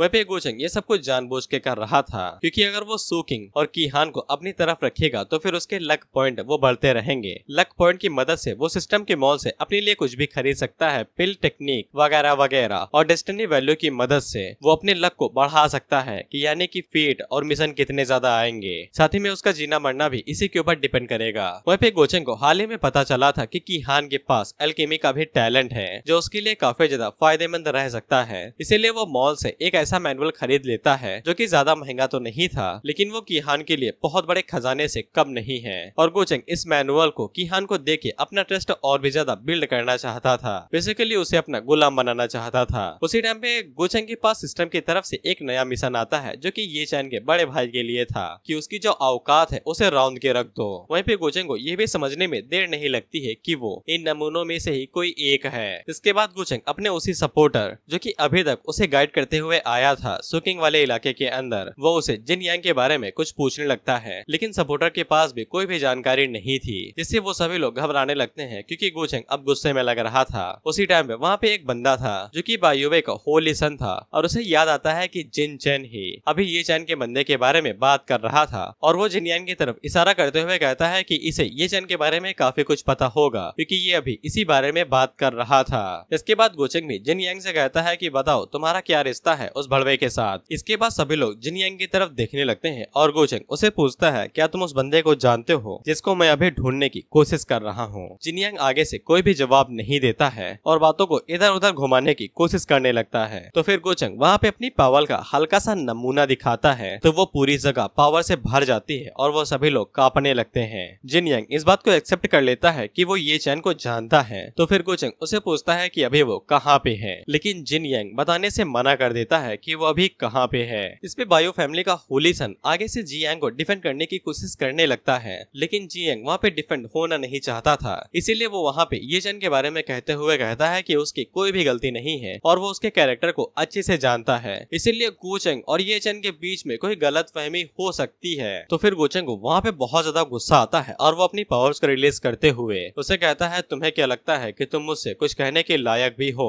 और गुचेंग के पावर रिलीज करने की वजह से जिन यांग के ऊपर बहुत ज्यादा प्रेशर पड़ता है और वो अपने घुटनों पे आके वहीं पे अपनी पावर को गवा देता है। उसी टाइम पे यांग फैमिली का सर्वेंट आगे बढ़ता है और वो गुचेंग को रोकते हुए कहता है कि ये जरूर यहाँ पे गलतफहमी हो गई और वो जिन यांग को माफ कर दे, लेकिन हमें तो पता था कि गुचेंग यहाँ पे क्या करने वाला है। इसके बाद वो एल्डर ही को वहाँ पे बुलाता है कि कल शाम तक जिन यांग का जो होली लैंड है वो इस धरती की जगह से मिट जाना चाहिए, जिसके लिए एल्डर ही तुरंत मान जाते हैं। वहीं पे अभी तक वहाँ पे जितने भी होली सन थे जो अभी खुश हो रहे थे उन सभी की सांसें अटक जाती हैं। वहीं पे सूकिंग और कीहान को समझ में आ जाता है कि गुचेंग जितना भोला है वो उतना है नहीं, वो एक ही झटके में 100 लोगों की जाने ले सकता है बिना किसी हेजिटेशन के। वहीं पे गुचेंग का साइड मिशन पूरा हो जाता है और उसे 700 डायनेस्टी पॉइंट मिलते हैं। खैर इसके बाद हम लोग जायलू सेक्रेट लैंड को देखते हैं जहाँ पे भाई एक ताकतवर हाथ आता है और वो उस पूरे लैंड को ही डिस्ट्रॉय करके रख देता है। बेचारे जो वहाँ के एल्डर्स थे उन्हें तो ये मौका भी नहीं मिला कि वो बेचारे फाइट बैक कर सके। खैर इसके बाद हम लोग ये चैन को देखते हैं और उसे जैसे ही पता चलता है कि उसका brother from another mother Jiang मारा जा चुका है तो फिर उसे बहुत ज्यादा दुख होता है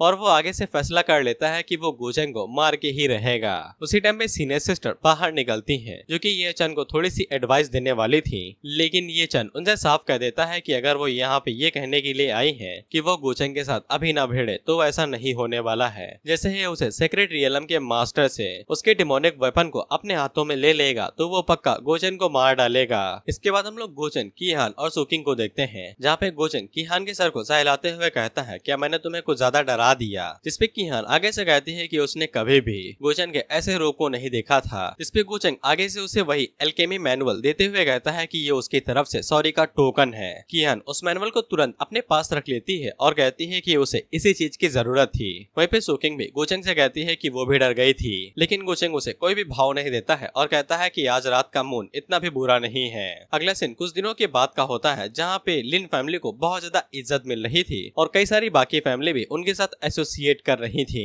वहीं पे कीहान अपने मन के अंदर सोचती है कि गोचेंग भले ही दो मुंही सांप वाला बंदा हो, लेकिन कीहान और लिन फैमिली के लिए वो बहुत ज्यादा बुरा नहीं है और वो उनकी काफी ज्यादा मदद भी कर रहा है। नहीं तो लिंटियान ने जो कांड उसके खिलाफ किया था वो बिल्कुल भी शांत नहीं बैठता। उसी टाइम पे हम लोग लिंटियान भाई साहब को देखते हैं जो कि जाग उठते हैं। वहीं पे जो गार्ड उसके ऊपर नजर रखे हुए था जैसे ही वो देखता है तो वो भागते हुए कीहान के पास चला जाता है और उसे बताता है कि भाई साहब जिंदा हो गए हैं। वहीं पे लिंटियान अपने मन के अंदर सोचता है कि बस उसे अब अपनी याददाश्त भूलने का एक्टिंग करनी है और बस वो इन सभी चीजों से बच के निकल जाएगा। लेकिन वो जैसे ही अपना सर उठा के ऊपर की तरफ देखता है तो फिर साक्षात यमराज उसके सामने खड़े थे जो उसे देखते हुए मुस्कुरा रहे थे। इसके बाद लिंटियान वहाँ पे एक्टिंग करना शुरू करता है कि उसे तो कुछ याद ही नहीं है, उसे कुछ भी नहीं पता है कि यहाँ पे चल क्या रहा है। गोचेंग अपने मन के अंदर सोचता है वाह एक्टिंग तो काफी अच्छी है। खैर इसके बाद वो कीहान से पूछता है कि ये आदमी कौन है, इसने पहले कभी उसे देखा ही नहीं है। लेकिन कीहान के ऊपर इसका कोई भी असर नहीं होता है और वो आगे से चिल्लाते हुए कहती है कि नाटक करना बंद करो। हालांकि लिंटियान अपनी एक्टिंग को कंटिन्यू रखता है और कहता है कि हम दोनों तो बचपन में भी एक साथ खेला करते थे और काफी अच्छे भाई बहन थे। लेकिन लिंटियान आगे से चिल्लाते हुए कहती है कि तुम मेरे भाई नहीं हो और अपनी एक्टिंग करना बंद करो। अब यहाँ पे एक कमाल की चीज होती है, जो असली रियल बॉडी ओनर है यानी कि असली वाला लिंटियान वो कुछ टाइम के लिए अपनी बॉडी के ऊपर टेक ओवर ले लेता है। इसी लिंटियान को जो कि अपर वर्ल्ड से आया था उसे काफी ज्यादा दिक्कत होने लगती है और वो कीहान से कहता है कि वो उसे कभी भी चोट नहीं पहुंचाना चाहता था, लेकिन वो गोचेंग के मिल के साथ उसे चोट पहुंचा रही है। लेकिन जो असली वाला लिंटियान था वो अपनी बहन से कहता है कि ऐसा बिल्कुल भी नहीं है। जिसके बाद वो दोनों बॉडी के लिए ही लड़ने लगते हैं कि तुम मेरी बॉडी को छोड़ दो, तुम उसके ऊपर कब्जा नहीं कर सकते हो। इसके बाद असली वाला लिंटियान अपनी बहन से कहता है कि मुझे मार दो। फिर गोचेंग के पास सिस्टम नोटिफिकेशन आता है कि उसने लिंटियान का जो लक था उसे पूरी तरीके से चूस निकाला है, इसीलिए अगर अब वो लिंटियान को मार भी देगा तो फिर उसके ऊपर कोई भी इफेक्ट नहीं पड़ेगा। वह भी कीहान को अपने भाई की ऐसी हालत देख के बहुत ज्यादा दुख होने लगता है। तो फिर गोचेंग कीहान से कहता है कि तुम्हें चिंता करने की जरूरत नहीं है, उसे अच्छे से पता है कि कीहान के ऊपर क्या बीत रही है, इसीलिए वो यहाँ से जा सकती है, बाकी गोचेंग इस बंदे को संभाल लेगा। जिसपे कीहान वहाँ से रोते हुए चली जाती है। इसके बाद गोचेंग वहाँ पे असली रूप में आता है और उसे कहता है कि तुम दोनों भाई बहन खून से जुड़े हुए हो, लेकिन क्या तुम्हें पता है कि उसने तुम्हारी बॉडी को दफनाया क्यों नहीं। जिसपे लिंटियान आगे से चिल्लाते हुए कहता है क्योंकि तुम बीच में आ गए थे और तुम्हारा मकसद क्या है। जिसपे गोचेंग वहाँ पे अपनी पावर्स को रिलीज करते हुए कहता है कि मेरा मकसद क्या है, क्या तुमने मुझे मारने की कोशिश नहीं की थी और वैसे तुम मुझसे ये सवाल पूछ ही क्यों रहे हो। जिसके बाद वो वहाँ पे अपनी पावर्स का हल्का सा तूफान लाता है और अपनी डिमोनिक एनर्जी को रिलीज करता है और लिंटियान उसकी डिमोनिक एनर्जी को देख के बहुत ज्यादा हैरान हो जाता है और पूछता है कि उसके पास ये डिमोनिक एनर्जी कैसे हो सकती है। हालांकि गोचेंग उसकी मुंडे के ऊपर अपना उंगली रखता है और उसे कहता है कि मरे हुए आदमी को ज्यादा जानने की जरूरत नहीं है। जिसके बाद वो डायरेक्ट लिंटियान को वहीं पे खत्म कर देता है और शायद उसकी एनर्जी को भी एब्जॉर्ब कर लेगा। जिसके बाद हम लोग देखते हैं कि लिंटियान का गेम यहीं पे बजा दिया जाता है और साथ ही में उसने उसकी डिमोनिक एनर्जी को भी एब्जॉर्ब कर लिया था, जिससे उसकी नासेंट स्पिरिट और ज्यादा शक्तिशाली हो गई थी। वहीं पे गोचेंग को काफी अच्छे से पता था कि वो इस लेवल की डिमोनिक एनर्जी स्किल को यहाँ पे दिखा नहीं सकता है और उसे किसी भी कीमत पे इस बारे में किसी को पता नहीं चलने देना है। इसके बाद गोचेंग के पास सिस्टम की तरफ से एक नोटिफिकेशन आता है। अब यहाँ पे उसे तो पहला फर्स्ट किल का रिवॉर्ड चेस्ट मिलता है और दूसरा यहाँ पे ये नोटिफिकेशन था कि वो यहाँ पे अपने पॉइंट्स को एक्सचेंज भी कर सकता है, जैसे कि जो उसका लक पॉइंट है वो उनको 10 डायनेस्टी पॉइंट के अंदर एक्सचेंज कर सकता है, जो कि गोचेंग के लिए किसी ट्रम्प कार्ड से कम नहीं था। इसके बाद वो अपनी फर्स्ट किल चेस्ट को ओपन करता है तो फिर उसे 3 कमाल के रिवॉर्ड मिलते हैं, जिनमें से पहला लक प्लैंडरिंग कार्ड था, दूसरा ब्रोकन वर्ल्ड सीट में से 3 में से किसी एक का हिस्सा था और तीसरा reward system calculation multiplier card था। लक प्लैंडरिंग कार्ड का कमाल ये था कि अगर वो किसी ऐसे इंसान के ऊपर इसका इस्तेमाल करता है जो कि फेटेड वन है, यानी कि जिनका गोचन शिकार करता है, तो फिर उनकी लक वैल्यू एक झटके के अंदर 0 हो जाएगी और उसकी जो भी लक वैल्यू होगी वो डायरेक्ट गोचन को मिल जाएगी। बेसिकली इस कार्ड की मदद से गोचन किसी भी लोगों का लक चुरा सकता था। दूसरा रिवॉर्ड जो कि सिस्टम कैलकुलेशन मल्टीप्लायर कार्ड था, इसकी मदद से वो सिस्टम के रिवॉर्ड को मल्टीप्लाई कर सकता था और इसकी वैल्यू कुछ फैक्टर के ऊपर डिपेंड करती है कि कुछ फैक्टर पर ये डिवाइड होकर 0-1 पॉइंट में मिलेगा, किसी पे ये 10 मिलेगा और किसी पे ये 100% डिवाइड कर सकता है। गोचन फैसला करता है कि वो इस मल्टीप्लायर कार्ड का इस्तेमाल ये चन को मारने के वक्त करेगा। जिसके बाद गोचन जब लक कार्ड को सिस्टम के मॉल के ऊपर चेक करता है तो फिर उसे पता चलता है कि इसकी कीमत 10,000 डायनेस्टी पॉइंट है, जिससे गोचन को अंदाजा लग जाता है कि सिस्टम उसे ये बताना चाहता है कि फ्यूचर में और भी ऐसे कई सारे लोग आ सकते हैं जिनकी लक वैल्यू काफी ज्यादा हाई हो सकती है। इसके बाद गोचन वहाँ पे एक और चेस्ट को ओपन करता है जो कि हेवनली चेस्ट थी, जिसके अंदर से गोचन को किस्मत वाले का हालो मिलता है, जिसको सिस्टम कन्वर्ट करके फेटेड विलन्स हालो कर देता है। हालो का मतलब हिंदी में प्रभा मंडल होता है, कोई ऐसी गोल चीज जिसके आसपास कोई चमकीली चीज घूम रही हो, पिक्चर के अंदर देख ही सकते हो। और गोचन को एक और रिवॉर्ड मिलता है जो कि डिवाइन किंग्स हार्ट था। फेटेड विलन हालो की मदद से गोचन यहाँ पे प्रॉपर विलन बन चुका है। अब उसका यहाँ पे एक ही काम है जो कि सन ऑफ फेट्स को मारना होगा और शायद से इस काम के बीच में उनकी लक वैल्यू को भी इग्नोर किया जा सकता है, यानी कुछ टाइम पे वो अब उन्हें इग्नोर करके डायरेक्ट मार सकता है। उसे लक के बारे में चिंता करने की जरूरत नहीं है, जिससे गोचन को समझ में आ जाता है कि उसे अब अपनी डायनेस्टी वैल्यू बढ़ानी पड़ेगी ताकि उसके पास ताकत आ सके जिसकी मदद से वह उन्हें डायरेक्ट मार सके। जिसके बाद गोचन डिवाइन किंग्स हार्ट को बाहर निकालता है। अब ये जो हार्ट है ये किसी डिवाइन कल्टीवेटर का होगा जिसकी कल्टीवेशन बहुत ज्यादा हाई है, इसीलिए गोचन इस दिल को अपने सीने के अंदर लगाता है और उसे फ्यूज कर लेता है। डिवाइन हार्ट को फ्यूज करने के बाद डायरेक्ट उसकी कल्टीवेशन बढ़ जाती है। अब यहाँ पे राइटर आलसी था तो उसने बताया नहीं कि कल्टीवेशन कहाँ से कितनी बड़ी है, बस हमें गोचन से इतना पता चलता है कि वो ब्रेक थ्रू करके advance stage of title Duke phase पे आ चुका है और अगर वो ड्यूक फेज की टॉप पोजीशन पे जाना चाहता है तो फिर उसे 5000 डायनेस्टी पॉइंट का इस्तेमाल करना पड़ेगा। इसके बाद गोचन वहाँ से बाहर निकल जाता है ताकि वो अल्टीमेट वेपन को ले सके और साथ ही में ये चन का मामला भी खत्म कर दे, क्योंकि अब उसकी कोई भी कीमत नहीं बची है। इसके बाद गोचन बाहर जाता है तो फिर कीहान उसका इंतजार कर रही थी, जहाँ पे वो काफी ज्यादा उदास थी। गोचन उसे संभालते हुए कहता है कि उसे रोने की जरूरत नहीं है। उस गंदे आदमी ने भले ही उसकी बॉडी के ऊपर काफी टाइम से कब्जा किया होगा, लेकिन वो ज्यादा देर तक बंद नहीं था, इसीलिए शायद से असली लिंटियान की सोल दोबारा साइकिल ऑफ रिकार्नेशन के अंदर जा सकती है, बेसिकली पुनर्जन्म के अंदर। अब इसके बाद हम लोग एशियन सिटी ऑफ चोंगयुए को देखते हैं जो कि सेंट्रल स्टेट से काफी ज्यादा दूर है, लेकिन भाई भाई ही है। वहीं पे हम लोग कुछ लोगों को देखते हैं जो कि जिलाओ सेक्ट के डिस्ट्रॉय होने के बारे में बात कर रहे थे और वो गोचन के बारे में भी बात कर रहे थे कि उसका असली ओरिजिन क्या है और वो कहाँ से आया है। उसी टाइम पे वहाँ पे एक लड़की आती है जो कि कहती है कि कोई फर्क नहीं पड़ता है कि उसका ओरिजिन क्या है या फिर वो कहाँ से आया है, जब तक उसने ये चैन को परेशान किया है तो फिर वो लोग उससे बदला जरूर लेंगे। जिसपे वो लोग आगे से कहते हैं कि उन्हें चिंता करने की जरूरत नहीं है, वो भले ही अपर वर्ल्ड से हो लेकिन उसकी कोई भी औकात नहीं है हमारे एशियन सेक्रेड माउंटेन के सामने। हमें ये भी पता चलता है कि इस लड़की का नाम ली है, लेकिन हम इसे लिली बुलाएंगे। इनमें से ये बंदा जो कि इंसानों की तरह दिखता है वो आगे से कहता है कि वो बस अपर वर्ल्ड का छोटा सा बच्चा है जो कि किसी एल्डर के साथ यहाँ पे आया हुआ है, तो फिर हमारा अजूरे वर्ल्ड उसके सामने बिल्कुल भी डरेगा नहीं, हम उसे कुत्ते की तरह मार पीट के एक बराबर कर देंगे। जिसके बाद लिली वहाँ पे अपनी आंट जुए को बुलाती है और उसे ये चैन की खबर लेती है, जिसपे आंट जुए वहाँ पे पता नहीं कैसे आती है, जो बताती है कि उन्हें अभी नहीं पता है कि ये चैन कहाँ पे है और पिछली बार उसकी एनर्जी के निशान सेंट्रल सिटी से मिले थे,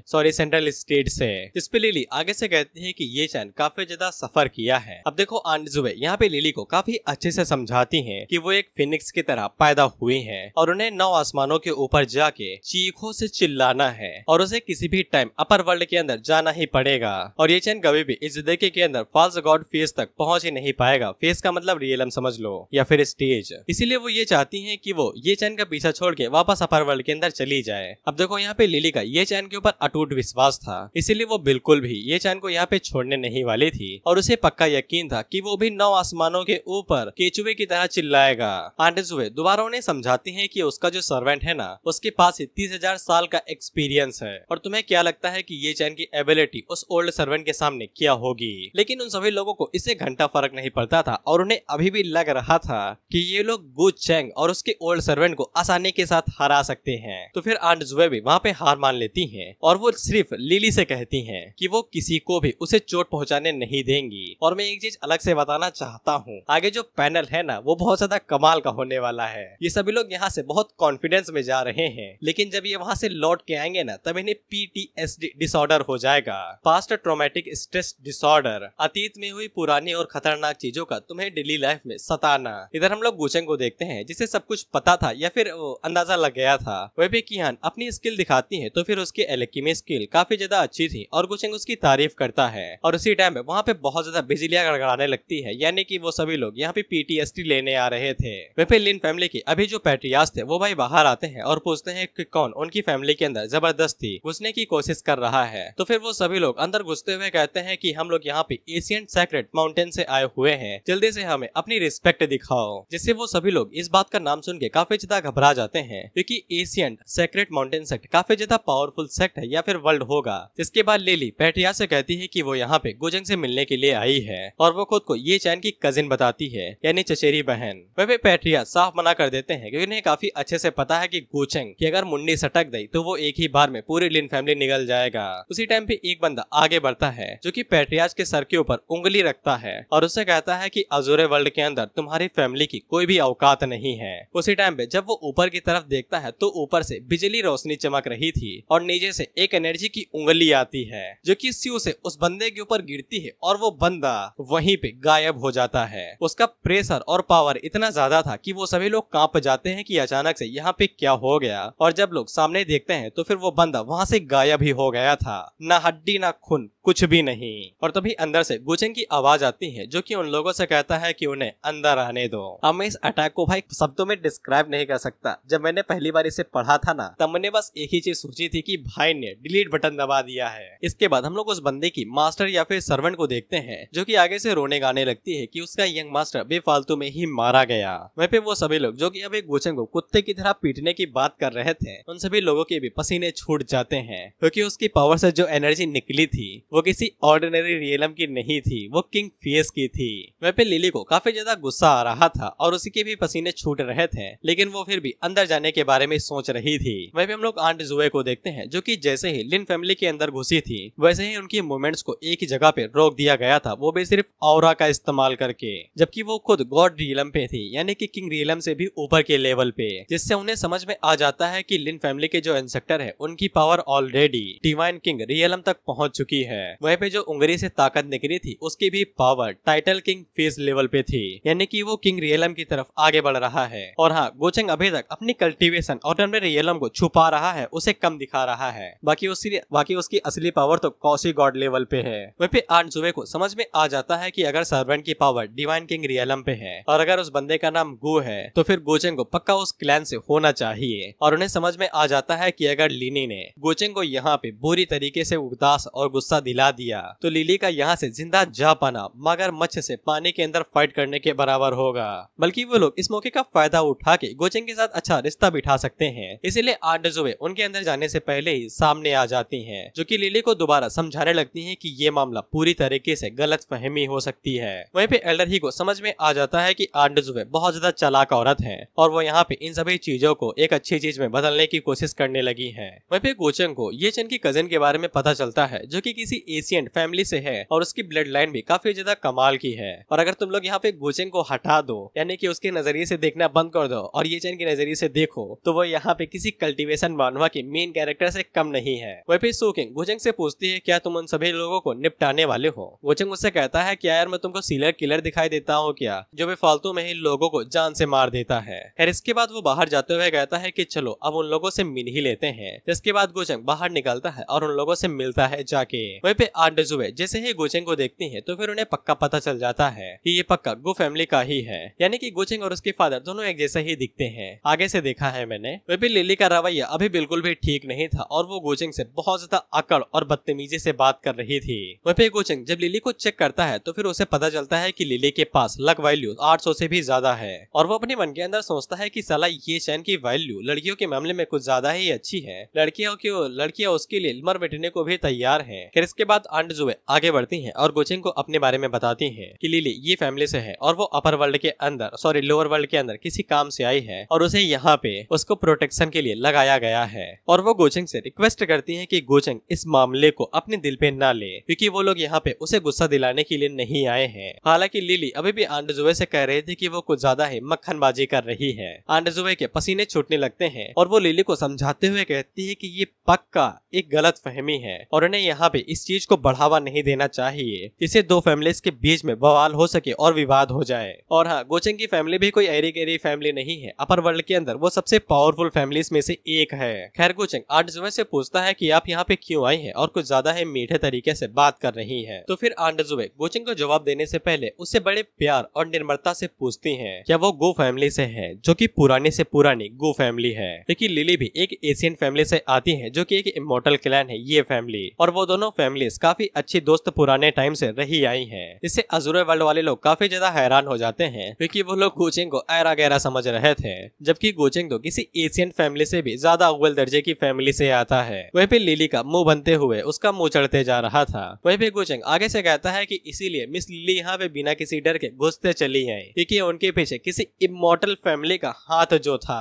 वहीं पे गोचेंग आगे से कहता है कि हाँ, मेरे फैमिली बहुत ज्यादा कमाल के है और मेरे फादर ये फैमिली के साथ काफी पुराने तक काम करते हुए आए हैं और तुमने पक्का हमारे बारे में काफी अच्छे से सुना होगा। वहीं पे आंट जुए काफी ज्यादा हैरान हो जाती है कि गोचेंग गो फैमिली का आखिरी बचा हुआ सक्सेसर है, यानी कि गोचेंग फ्यूचर में गो फैमिली का हेड बनने वाला है। जैसे अज़ूरे वर्ल्ड वालों की और भी ज्यादा फटने लगती है क्योंकि वो लोग यहाँ पे गोचेंग को ऐरा गैरा समझ रहे थे, लेकिन वो तो गो फैमिली का यंग मास्टर निकला। वहीं पे वो बंदा जिसके ऊपर डिलीट बटन दबाई गई थी उसकी सर्वेंट आगे से चिल्लाते हुए कहती है कि उसका यंग मास्टर तो बेफालतू में ही मारा गया। इसके बाद वहाँ पे जो भी लोग थे वो सभी अपना सर गोचेंग के सामने झुका लेते हैं और उससे आगे से जिंदगी की भीख मांगने लगते हैं कि उन लोगों ने गलती कर दी है और गोचेंग उन्हें माफ कर दे। वह पे लिली का मुंह बनते हुए और वो अपने मन के अंदर सोचती है कि ये यहाँ पे चल क्या रहा है। इसके बाद आंट जुए उसे भी माफी मांगने को कहती है क्योंकि गोचेंग बहुत ज्यादा कमाल का है और उसे ये चैन के बारे में ज्यादा नहीं सोचना चाहिए। लेकिन लिली वहाँ पे माफी मांगने से साफ मना कर देती है और वो गोचेंग के ऊपर इल्जाम लगाते हुए कहती है कि ये चैन के जो हालात है कि पूरी दुनिया उसके ऊपर कुत्ते की तरह हंस रही है, ये गोचेंग की वजह से हुआ है। वह पे गोचेंग को समझ में आ जाता है कि ये लड़की बहुत ज्यादा ये चैन की वफादार है, इसे घंटा फर्क नहीं पड़ता है कि दुनिया के अंदर क्या चल रहा है, लेकिन उसे ये समझ में आ जाता है कि ये दिमाग की अभी भी छोटी बच्ची है, इसीलिए वो आसानी के साथ इसके रिश्ते को यूं चुटकियों में डिस्ट्रॉय कर सकता है। लेकिन वो यहाँ पे लिली के साथ थोड़ा बहुत खेलना चाहता था। इसके बाद गोचेंग आगे बढ़ते हुए कहता है कि तो तुम लोग यहाँ पे इसी वजह से आए थे न, तुमने मुझे कोई अच्छी सी वजह दी जिससे मुझे ये पता लग सके कि तुम लोग यहाँ पे बेफालतू में नहीं आए थे, और ऊपर से तुमने लिन फैमिली को धमकाने की भी कोशिश की। लेकिन तुम भले ही किसी डिसेंडेंट हो किसी एशियन इमोर्टल यंग फैमिली की, तुम्हें मुझे घंटा फर्क नहीं पड़ता है, मैं तुम्हें यहीं पे मार सकता हूँ। इतना कहने के बाद वो अपनी पावर का हल्का सा झोंका मारता है जिससे वहाँ पे वो सभी लोग कांपने लगते हैं और आंट जुए अपनी शील्ड का इस्तेमाल करते हुए लिली को बचाने लगती है क्योंकि उसकी कल्टीवेशन अभी इतनी हाई नहीं है कि वो इस अटैक को भी झेल पाए। और वो गोचेंग से रिक्वेस्ट करने लगती है कि वो शांत हो जाए और थोड़ी सी दया दिखाए। तो फिर गोचेंग वहाँ पे रुक जाता है और वो लिली से कहता है कि अभी भी माफी नहीं मांगोगी, तो लिली आगे से मना कर देती है और कुछ भी नहीं कहती। तो फिर गोचेंग वहाँ पे एल्डर ही को बुलाता है और उनसे कहता है कि अगले 10 सांसों के अंदर हर एक बंदे को मार देना जो यहाँ पे है, और अगर वो थोड़ा सा भी रेजिस्ट करने की कोशिश करे तो फिर उसके पूरे क्लैन को ही मिटा देना। 10 सांसें यानी मुश्किल से 3 से 5 सेकेंड।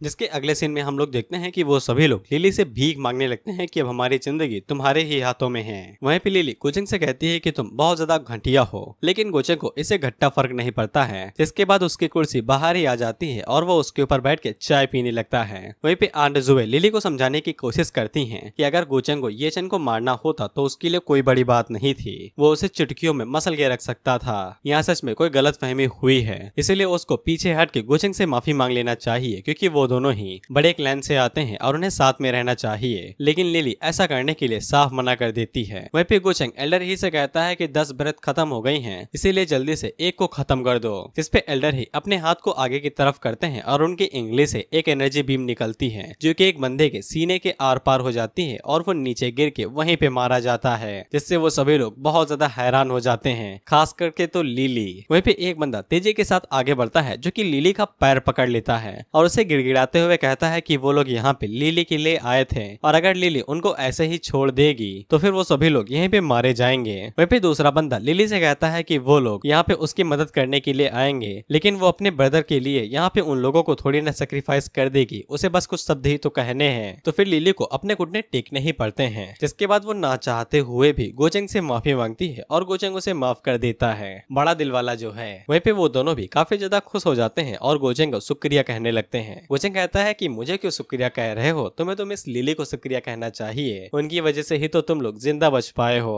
वहीं पे लिली का खून बहुत जोरों से उबल रहा था, लेकिन वो अपने गुस्से को शांत करके कि वो यहाँ पे इंसाफ लेने के लिए आई है। गोचेंग आगे से कहता है क्या मैंने तुम्हें कभी छेड़ा, क्या मैंने तुम्हें देख के कभी सीटी मारी जो तुम यहाँ पे इंसाफ लेने के लिए आई हो। जिसपे सिस्टर लिली आगे से बताती है कि वो यहाँ पे ये चैन के लिए इंसाफ लेने के लिए आई है। जिसपे गोचेंग आगे से कहता है कि मैंने कभी उसके साथ कुछ किया ही नहीं है, या फिर तुम्हें ऐसा लगता है कि मुझे दूसरे तरीके से उसे ट्रीट करना चाहिए। मेरे लिए एक चीटी को मसलना कोई भी बड़ा काम नहीं है। जिससे लिली सच में बहुत ज्यादा हैरान हो जाती है कि गोचेंग के लिए सच में ये चैन को मारना कोई कड़ी बात नहीं है और उसे ये चैन के ऊपर शक होने लगता है कि उसी ने कुछ गड़बड़ की होगी। इसके बाद वो सुकिंग की तरफ देखते हुए सोचती है कहीं ये चैन ने इस लड़की की वजह से ये सब कुछ तो नहीं किया जैसा रूमर कहते हैं। इसके बाद वो सुकिंग की बॉडी को देखते हुए कहती है कि इसकी बॉडी भी कमाल की है, खासकर अपर बॉडी जो लिली के पास नहीं है। तुम साइज को नाप सकते हो, other side is Apple and another side is watermelon. खैर उसे बात में लगता है कि ये चैन काफी ज्यादा समझदार और सीधा बंदा है, वो कभी भी इतनी घटिया चीजें नहीं करेगा।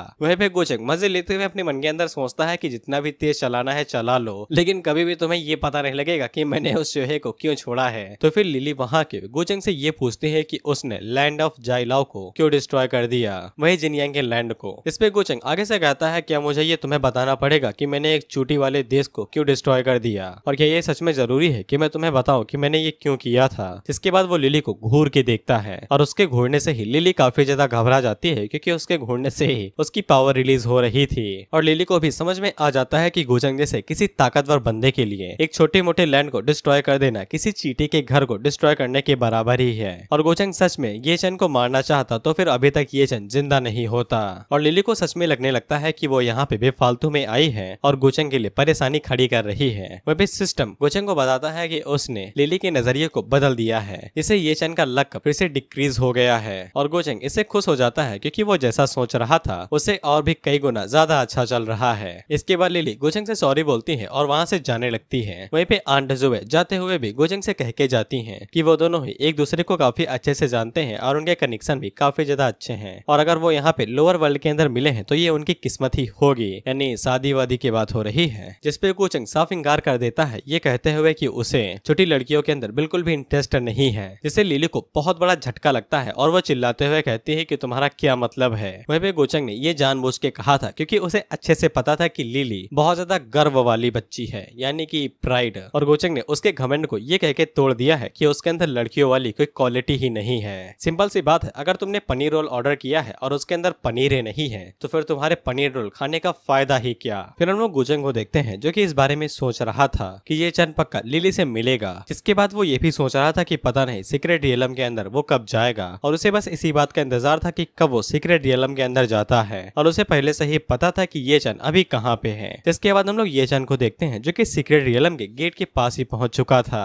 वहीं पे इसका प्लान बिल्कुल सिंपल था कि ये सीक्रेट रियलम के अंदर जाएगा, कोई खतरनाक वेपन ढूंढेगा, जिसके बाद गोचेंग का कत्ल कर देगा। जिसके बाद वो सीनियर सिस्टर से पूछता है कि उन्हें इस बारे में क्या लगता है, क्या उनका रिवेंज सच में पूरा हो जाएगा। जिसपे सीनियर सिस्टर आगे से मुंह बना के कहती है कि हाँ परफेक्ट प्लान लगता तो है, लेकिन अगर गोचेंग के पास मैप हुआ या फिर कोई दूसरी ट्रिक हुई तो फिर तुम्हारे लग भी सकते हैं। वहीं पे ये चैन को सीनियर सिस्टर के ऊपर धीरे धीरे शक होने लगा था कि ये पार्टी बदल रही है, क्योंकि जब से इन्हें गोचेंग की तरफ से पिल मिली थी तब से इनका रवैया गोचेंग की तरफ बदलता जा रहा था। बल्कि सीनियर सिस्टर ये चैन तक अभी तक पूरी तरीके से वफादार है। साथ ही में सीनियर सिस्टर उसे एक और एडवाइस देती है कि उसे लिली से दूरी बना के रखनी चाहिए, उसके पास ही बहुत ज्यादा पावरफुल बैकग्राउंड है। फॉल्स गॉड रियलम तक नहीं पहुंच जाता है तब तक उसे से दूरी बना के रखनी चाहिए। हालांकि ये चन इस एडवाइस को बिल्कुल भी नहीं लेता है और उसे ऐसा लगता है कि सीनियर सिस्टर ये सोच रही है कि वो लिली के साथ मिलके गुचेंग को हरा सकता है। इसके बाद वो लोग सीक्रेट रियलम के अंदर चले जाते हैं और ये चैन के पास ही सीक्रेट रियलम की चाबी थी और वो जैसे ही रियलम के अंदर जाता है तो फिर रियलम का गेट ओपन हो जाता है और वहाँ से एनर्जी निकलती है। इसीलिए वहाँ पे आसपास जितने भी मास्टर थे वो सभी भागते हुए सीक्रेट रियलम के अंदर घुस जाते हैं। लेकिन जैसे ही वो सभी अंदर घुसते हैं तो फिर उनकी जो कल्टीवेशन थी उसे डायरेक्ट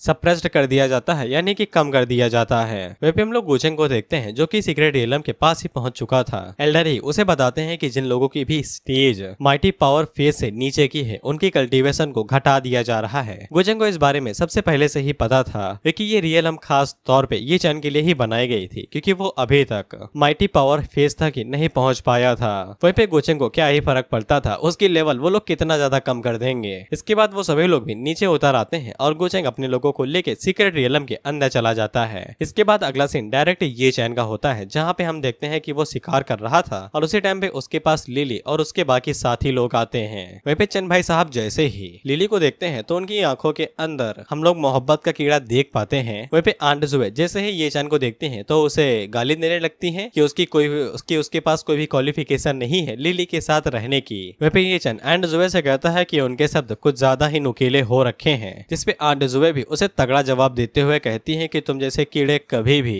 आसमान में ड्रैगन की तरह उड़ नहीं पाएंगे, सिर्फ गोचांग जैसा ही कोई लिली के लिए वर्दी है। इस पे लिली आंट जुए से कहती है कि उनका क्या मतलब है। तो फिर आंट जुए आगे से कहती है कि अगर ये चैन वाला किस्सा ना हुआ होता तो फिर गोचांग उसे कभी भी इतनी बुरी तरीके से ट्रीट नहीं करता। जिससे ये चैन को पता चल जाता है कि यहाँ पे गोचांग के साथ कोई तो बवाल हुआ है और वो लिली से पूछने लगता है कि असल में हुआ क्या था, क्या उसे कोई दिक्कत हुई। जिस पे लिली उसे बता देती है कि गोचांग गु फैमिली का यंग मास्टर है और उनकी फैमिली लिली की फैमिली से भी ज्यादा शक्तिशाली है। इसीलिए अगर ये चैन सच में गोचांग से निपटना चाहता है तो फिर उसे और भी ज्यादा समझदार होना पड़ेगा। हालांकि भाई साहब का आत्मविश्वास 7वें आसमान से भी ऊपर का था। इन्हें लग रहा था कि गोचांग यहाँ पे इनका कुछ नहीं उखाड़ पाएगा। वहीं पे रिंग के अंदर सीनियर सिस्टर अपने मन के अंदर सोचती है कि अगर गोचांग के पास सच में इतना बड़ा फैमिली बैकग्राउंड है तो फिर पब्लिक के बीच में जब ये चैन ने उसकी इतनी ज्यादा बेइज्जती की थी तो फिर गोचांग तो इसे तुरंत ही मसल के रख देना चाहिए था। गोचांग ने अभी तक ये चैन को जिंदा क्यों रखा है और सीनियर सिस्टर को ऐसा लगने लगता है कि गोचांग उनके पीछे है, इसीलिए ये चैन अभी तक जिंदा है। इसके बाद हम लोग गोचांग वाली साइड को देखते हैं जहाँ पे वो सभी लोग सीक्रेट रियलम के अंदर आ जाते हैं और उन्हीं में से एक डिसेंडेंट था जो कि वहाँ की एनर्जी से इधर उधर थोड़ा सा बहक गया था। इसीलिए एल्डर ही उसे डांटते हैं और कहते हैं कि अपनी एनर्जी को सेंस पे लगाए रखो, हम लोग यहाँ पे बिल्कुल भी गलती नहीं कर सकते हैं, ये पूरी जगह डिमोनिक एनर्जी से भी भरी हुई है। लेकिन गोचांग उन लोगों से कहता है कि उन्हें चिंता करने की जरूरत नहीं है, उसके पास उसके रास्ते हैं एक अच्छा और सेफ रूट ढूंढने के लिए, क्योंकि उसके पास पहले से ही ये चैन का चूहा था जो उसके लिए पीछे से निशान छोड़ते हुए जा रहा था और गोचांग को कोई भी परेशानी नहीं थी सीक्रेट वेपन को ढूंढने में, उसे बस निशानों का पीछा करते हुए जाना था। इसके बाद हम लोग ये चैन को देखते हैं जो कि एक पावरफुल बीस्ट को मार देता है तो फिर लिली उसकी तारीफ करती है। वहीं पे आंट जुए बिल्कुल भी इन चीजों से खुश नहीं थी। वहीं पे ये चैन धीरे धीरे अपनी मंजिल तक पहुंच रहा था और वो उस बंदे के पैलेस तक पहुंच चुका था जहाँ की ये सीक्रेट रियलम है। लेकिन उसी टाइम पे उन लोगों के ऊपर एक ताकतवर बीस्ट अटैक कर देता है जो कि बहुत ज्यादा शक्तिशाली था। लेकिन आंट जुए जो कि अलग ही लेवल भी थी वो आसानी के साथ उस बीस्ट को एक ही हाथ मारती है और उसे भाई डिस्ट्रॉय कर देती है और वो घरों को तोड़ते हुए दूर जाके गिरता है। लेकिन उसी टाइम पे वहाँ पे और भी कई सारे बीस्ट आ जाते हैं जो कि उन्हें चारों तरफ से घेर लेते हैं। तो फिर लिली ये चैन से कहती है कि वो लोग इन्हें रोक के रखते हैं तब तक वो आगे जाए और इनहेरिटेंस को ले ले, जिसपे ये चैन इस चीज के लिए मानता है और तुरंत आगे की तरफ निकल जाता है। वहीं पे लिली के लोग आगे फाइट कर पाते कि उससे पहले ही वहाँ पे गोचांग आ जाता है जो कि एक ही बार में उन सभी बीस्टों को मार के रख देता है। वहीं पे लिली जैसे ही गोचांग को देखती है तो वो चिल्ला के पूछती है कि तुम यहाँ पे क्या कर रहे हो और ऐसे ही इतनी जल्दी यहाँ पे कैसे आ गए। जिसपे गोचांग आगे से कहता है कि ये तो तुम्हारे ब्रदर chen का ही कमाल है जो हम लोग इतनी जल्दी यहाँ पे पहुंच आए। जिसपे लिली को देर नहीं लगती है कि गोचांग ने अभी तक ये चैन को इसीलिए जिंदा रखा था ताकि वो उसके इस्तेमाल से सीक्रेट रियलम के अंदर आके इनहेरिटेंस को ले सके। जिसपे गोचांग लिली से कहता है कि काफी ज्यादा चालाक हो। लेकिन लिली को एक चीज समझ में नहीं आती है कि गोचांग बहुत बड़ी फैमिली के अंदर पैदा हुआ है और वो किसी भी टाइप की इनहेरिटेंस को ले सकता है, लेकिन उसने सुप्रीम मास्टर मौसलम की रियलम के ऊपर ही नजर क्यों डाली। जिसपे गोचांग उसे कहता है कि ये तुम्हारी समझने की चीज नहीं है, लेकिन उससे पहले मैंने पहले ही तुम लोगों के प्लान को जान लिया है। इसके बाद गोचांग अपने लोगों से कहता है कि जाओ और जाके रास्ता बनाओ। जिसपे चारों एल्डर आगे बढ़ते हैं और वो चारों अपनी पावर का इस्तेमाल करते हुए उन लोगों के ऊपर अटैक कर देते हैं। वहीं पे आंट जुए आगे बढ़ के लिली को बचाने के लिए कोशिश करने लगती हैं, लेकिन उसी टाइम पे एल्डर ही पलक झपकते ही उनके सामने आ जाते हैं और सीधा कहते हैं कि हिलना नहीं। तो फिर आंट जुए वहां से हिलती तक नहीं है, जिसके बाद वहां पे एक तगड़ा धमाका होता है और पूरी जगह डिस्ट्रॉय हो जाती है। जो भी बीस्ट थे वो तो मारे ही जाते हैं, लेकिन वो पूरी जगह डिस्ट्रॉय होने के साथ साथ लिली और उसके साथी भी बुरी तरीके से घायल हो जाते हैं। और गोचंग बड़े आराम से लिली के सामने ही आगे बढ़ते हुए चला जाता है और एल्डर ही से कहता है कि किसी को भी अंदर आने मत देना। जिसके बाद हम लोग ये चान को देखते हैं जो कि बहुत ज्यादा खुशी खुशी अंदर जाता है। तो फिर वहाँ पे बहुत ज्यादा डिमोनिक एनर्जी थी, लेकिन ये चान अपने साथ पिल पहले ही लेके आया था। जिसके बाद जब वो दरवाजा खोलता है तो फिर अंदर से बहुत ज्यादा दबाव निकलता है जो उसे पीछे की तरफ धकेल देता है। लेकिन वो अंदर जाते हुए मन के अंदर सोचता है कि खजाना कहाँ पे है। उसी टाइम पे पीछे से गोचंग उससे कहता है कि वो थ्रोन के ऊपर मास्टर के सीने के अंदर घुसा हुआ है। जिसे ये चान हैरान होकर पीछे की तरफ देखता है तो फिर उसे पता चलता है कि गोचंग वहाँ पे आ चुका है और वो उसे मुस्कुराते हुए देख रहा है। ये चान उसे हैरान होकर पूछता है कि उसे इस जगह के बारे में पता कैसे चला। जिसपे गोचंग उसे बता देता है कि आप ही की मदद से हम यहाँ पे पहुंचे हैं। अभी आप हमारे लिए खजाना ढूंढने वाला चूहा बने हुए थे तो हमने आपको परेशान नहीं किया। वहीं पे ये चैन को मास्टर के ऊपर शक होने लगता है और वो अपने मन के अंदर सोचता है कि गोचंग को तभी उसके लोकेशन के बारे में पता चल सकता है जब कोई उसे बताएगा। इसके बाद वो सीनियर सिस्टर के रिंग को निकाल के बाहर फेंक देता है और उनसे कहता है कि एक पिल के चक्कर में उन्होंने अपने स्टूडेंट को ही धोखा दे दिया। वैसे सीनियर सिस्टर का नाम यांजी है। सिस्टर यांजी बाहर निकलती हैं और वो ये चांद से कहते हैं कि तुमने मुझे सच में बहुत ज्यादा निराश किया है। हम लोग कई सालों से मास्टर और डिसाइपल रहे थे, लेकिन मुझे ये सिला मिला तुम्हें इतना ज्यादा गाइड करने का। लेकिन ये चांद सिस्टर यांजी के ऊपर अभी भी भरोसा नहीं करता है और उनसे कहता है कि वो भी सुकिंग की तरह एक कमीनी निकली जो कि गोचंग के साथ जा रही हैं, जिनको सिर्फ पावर और ताकत से ही फर्क पड़ता है। सिस्टर यांजी बहुत ज्यादा निराश हो जाती हैं और उन्हें काफी ज्यादा चोट लगती है। इसीलिए वो ये चांद से कहती हैं कि उन्हें जैसा लगता है उसे लगने दो और मुझे तुम्हें कुछ भी एक्सप्लेन करने की जरूरत नहीं है। अब से हमारा रिश्ता यहीं पे खत्म होता है। वह भी सिस्टम भी गोचंग को बता देता है कि दोनों का रिश्ता अब यहाँ पे खत्म हो चुका है, इसीलिए अब ये चांद का लेग काफी ज्यादा नीचे गिर चुका है, बस 0 पे आने ही वाला था। वही भी गोचंग आगे बढ़ता है और सिस्टर यांजी से कहता है कि वो पहले से काफी ज्यादा इम्प्रूव हो गई हैं। जिसपे सिस्टर यांजी गोचंग से कहती हैं कि ये उसी की मेहरबानी है, नहीं तो उसे काफी ज्यादा टाइम लग जाता अपनी फिजिकल फॉर्म को भी गेन करने में, और पता नहीं वो कब तक सोल का हिस्सा बना इधर उधर घूमा करती। वही भी गोचंग ये चांद का चेहरा देख के कहता है कि ऐसा लगता है कि उसने बहुत बड़ी गलतफहमी पाल ली है। मैंने जिस तरह से यहाँ पे शब्दों का इस्तेमाल किया उसे ऐसा लगता है कि तुमने ही उसकी लोकेशन को लीक किया होगा। इस पे सिस्टर यांजी गोचंग से कहती है कि ये उसकी गलती नहीं है और अपने मन के अंदर सोचती है कि गोचंग यहाँ पे उन्हें बचाने की कोशिश कर रहा है और आज तक ये चैन ने भी उसे कभी पूरी तरीके से अपना मास्टर माना ही नहीं था। लेकिन ये चैन आगे से चिल्लाते हुए कहता है कि तुम दोनों ने एक साथ मिलकर मुझे फंसाया है ताकि मैं इस पैलेस का दरवाजा तुम्हारे लिए खोल सकूं। लेकिन गोचंग इन सभी बातों को इग्नोर करते हुए उसको ताना देने लगता है कि उसके पास इतनी कमाल की मास्टर थी, लेकिन इसके बावजूद उसने कभी भी उसकी इज्जत नहीं की बल्कि उसका दिल भी तोड़ दिया। और जब उसको एक इनहेरिटेंस मिल गई और उसको सपोर्ट करने वाला यहाँ पे कोई है तो फिर उसने फैसला किया कि वो अपनी मास्टर को छोड़ देगा। इस पे ये चैन आगे से चिल्लाते हुए कहता है कि तुम दोनों मेरे खिलाफ बहुत ज्यादा साजिश कर रहे हो। जिसपे गोचंग आगे से कहता है कि मैंने तुम्हें कितनी बार यहाँ से जाने दिया है, क्या तुम्हें सच में लगता है कि तुम बेवकूफों की तरह एक्टिंग करके इन सभी चीजों के ऊपर पर्दा डाल दोगे। वे भी सिस्टर यांजी उन दोनों से चुप होने को कहती हैं और वो गोचंग से कहती हैं कि अब से वो उसे फॉलो करने के लिए मान गई हैं। जिससे ये चान को काफी ज्यादा गुस्सा आता है और वो अटैक करने के लिए आगे बढ़ ही रहा था कि उसी टाइम पे गोचंग उसके ऊपर अटैक करता है और वो पीछे की तरफ खिसकते हुए जाके गिरता है और गोचंग उसे कहता है कि काफी ज्यादा परेशानी खड़ी करते हो। इसके बाद गोचंग सिस्टर यांजी से कहता है क्योंकि उन्होंने गोचंग को फॉलो करने का फैसला किया है तो फिर गोचंग बहुत ज्यादा खुश है, जिससे सिस्टर यांजी भी काफी ज्यादा खुश हो जाती हैं। वहीं पे सिस्टम गोचंग को बताता है क्योंकि सिस्टर यांजी ने पूरे दिल से उसे फॉलो करने का फैसला किया है तो फिर उसकी डायनेस्टी वैल्यू 2000 पॉइंट से बढ़ा दी जाती है। जिसके बाद गोचंग वहाँ पे अपने पास से एक जेम स्टोन बाहर निकालता है और सिस्टर यांजी को देते हुए कहता है कि अब से वो इसके अंदर रहेंगी, वो उन्हें कभी भी टूटी हुई रिंग के अंदर रहने नहीं देगा।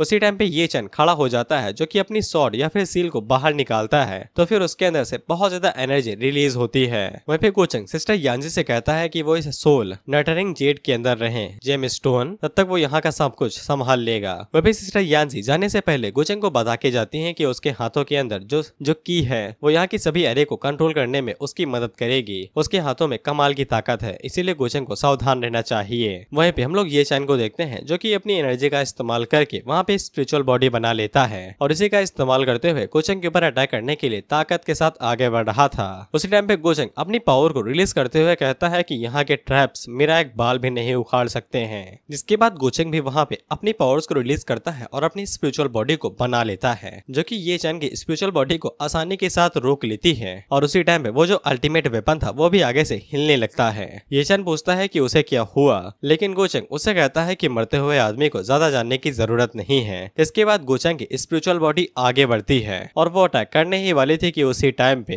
ये चैन आगे से अपने मूव का इस्तेमाल करते हुए कहता है कि वो ऐसा कभी भी नहीं होने देगा और उसकी स्पिरिचुअल बॉडी अपने मुंह से एनर्जी बीम फेंकने वाली थी, लेकिन गोचंग की स्पिरिचुअल बॉडी उसका मुंह पकड़ के उसको बंद कर देती है, जिससे वो एनर्जी बाहर ही नहीं निकलती है और वो पूरी स्पिरिचुअल बॉडी अंदर से ही डिस्ट्रॉय हो जाती है और साथ में ये चैन के हाथों में जो की थी वो भी डिस्ट्रॉय हो जाती है। जिसके बाद वहाँ पे बूम करके एक तगड़ा धमाका होता है और ये चैन पीछे जाके गिरता है। वहीं पे गोचंग उसकी तरफ आगे बढ़ते हुए कहता है कि अब मेरा खजाने ढूंढने वाले चूहे का काम खत्म हुआ है, तो फिर अब मैं उसे मीठी चीनी दे के मारने वाला हूँ। वहीं पे ये चैन अपने मन के अंदर ये सोच रहा था कि सीक्रेट रियलम के सप्रेशन का गोचंग के ऊपर कोई भी असर क्यों नहीं हो रहा है, और वो अपने मन के अंदर सोचता है क्या मैं यहीं पे मरने वाला हूँ। जिसके बाद स्पिरिचुअल बॉडी आगे बढ़ती है और ये चैन को मसल के मारने ही वाली थी कि उसी टाइम पे वहाँ पे लिटिल सिस्टर आ जाती हैं, जो कि अपनी शॉट का इस्तेमाल करते हुए स्पिरिचुअल बॉडी के ऊपर अटैक करती हैं, लेकिन उनकी शॉट का स्पिरिचुअल बॉडी के ऊपर बिल्कुल भी असर नहीं होता है। इसके बाद गोचन उससे कहता है कि तुम बिल्कुल सही टाइम पे आई हो। वहीं पे स्पिरिचुअल बॉडी ने अब ये चैन को अपनी पकड़ के अंदर कर लिया था और गोचंग सिस्टर लिली से कहता है क्या तुम इसे बचाना चाहती हो। वहीं पे सिस्टर लिली गोचंग से कहती हैं कि वो ये चैन को जाने दे, वो किसी भी कंडीशन को पूरा करेंगी। गोचंग पूछता है किसी भी कंडीशन को, जिसपे लिली आगे से कहती है कि कुछ भी, लेकिन उसकी वजह भी होनी चाहिए, यानी कि वो चीज सेंसेबल होनी चाहिए। इस पे गोचंग स्पिरिचुअल बॉडी का इस्तेमाल करते हुए कहता है कि तुम यहाँ पे नेगोशिएट करने के हालातों में बिल्कुल भी नहीं हो। वहीं पे स्पिरिचुअल बॉडी धीरे धीरे करके ये चैन को निचोड़ती जाती है तो फिर उसे दर्द होने लगता है और साथ ही में वो लिली से कहता है कि उसे उसकी कंडीशन के लिए अग्री नहीं करना है, भले ही वो यहाँ पे मारा जाए। गोचंग आगे से कहता है कि मैंने तुम्हें बोलने की इजाजत दी। इसके बाद स्पिरिचुअल बॉडी उसे और भी जोरों से दबाती है तो उसके मुंह से खून की पिचकारी निकलती है। तो फिर लिली ये चैन का दर्द नहीं देख पाती है और वो किसी भी कंडीशन के लिए मान जाती है। गोचंग उसे कहता है कि जल्दी से सी ऑफ कॉन्सिनेंस को खोलो और मेरे एनस्लेवमेंट सील को एक्सेप्ट करो। सी ऑफ कॉन्सिनेंस यानी कि मन की बुद्धि, स्पिरिचुअल रूट या फिर दिल, जो भी चीजें हैं समझ लो, और बाकी एनस्लेवमेंट सील के बारे में तुम्हें बताने की तो जरूरत नहीं है। वहीं पे ये चैन इसके लिए साफ मना कर रहा था तो फिर गोचंग उसे और दबाता है और उसके मुंह से पिचकारी निकलने लगती है। लिली इसके लिए मान जाती है और वो इन सभी चीजों को पूरा करने के लिए रेडी थी क्योंकि उसके पास एक कमाल की टेक्निक थी। दरअसल ये फैमिली के पास नासेंट स्पिरिट टेक्निक होती है जो भी किसी भी तरह के स्पेल को वहीं पे जमा सकती है। इसीलिए लिली को लग रहा था कि वो आसानी के साथ गोचंग के एनस्लेवमेंट सील को आसानी के साथ रोक सकती है और उसे तोड़ सकती है। बस उसे गोचंग को कसम खिलवानी थी जिससे गोचंग अपने शब्दों से पीछे नहीं हटेगा। गोचंग पूछता है कि बड़ी जल्दी मान गए इस कीड़े के लिए, ऐसी क्या बात है इसके अंदर। इस पे लिली कहती है कि इससे उसका कोई भी लेना देना नहीं है, वो अपनी शर्त को पूरा करेगी, लेकिन गोचंग को भी यहाँ पे शपथ लेनी पड़ेगी। अगर वो इस काम को तोड़ता है या फिर अपनी शपथ को तोड़ता है तो फिर हेवनली डेविल उसके दिल को निगल जाएंगे। इसके बाद वो डिमोनिक पाथ के ऊपर चलने लगेगा और कभी भी वापस नहीं आएगा। इस पे गोचंग आगे से कहता है कि बड़ी ही घटिया कसम है, लेकिन मैं तुम्हारे लिए इसे खा लेता हूँ। इसके बाद गोचंग इस कसम को खाता है कि अगर वो अपनी कसम को तोड़ता है तो फिर हेवनली डीमन उसके दिल को निकल जाएंगे और वो हमेशा के लिए डिमोनिक पाथ के ऊपर चलने लगेगा, जबकि भाई साहब ऑलरेडी डिमोनिक पाथ के ऊपर चल रहे हैं। वहीं पे लिली भी हैरान होती है कि इसने इतनी जल्दी से अग्री कैसे कर दिया। इसके बाद गोचंग पलक झपकते उसके पास आ जाता है और कहता है कि चलिए मैंने तो अपना काम पूरा कर दिया, अब आपकी बारी है। जिसके बाद लिली अपनी आंखें बंद करती है और अपने सी ऑफ कॉन्सिनेंस को ओपन कर लेती है। गोचंग भी अपनी चाल चलना शुरू करता है और वो उसके ऊपर अपनी उंगली रखता है और वो जैसे ही अपनी उंगली लिली के माथे के ऊपर रखता है तो वो अपनी टेक्निक का इस्तेमाल करता है। अब इस टेक्निक का कोई भी नाम नहीं बताया गया है, बस हम देखते हैं कि एक शैतानी डब्बे से कुछ चीजें बाहर निकलती हैं जो कि लिली के दिल के अंदर जहाँ पे ये चैन की जगह बनी हुई थी उस जगह पे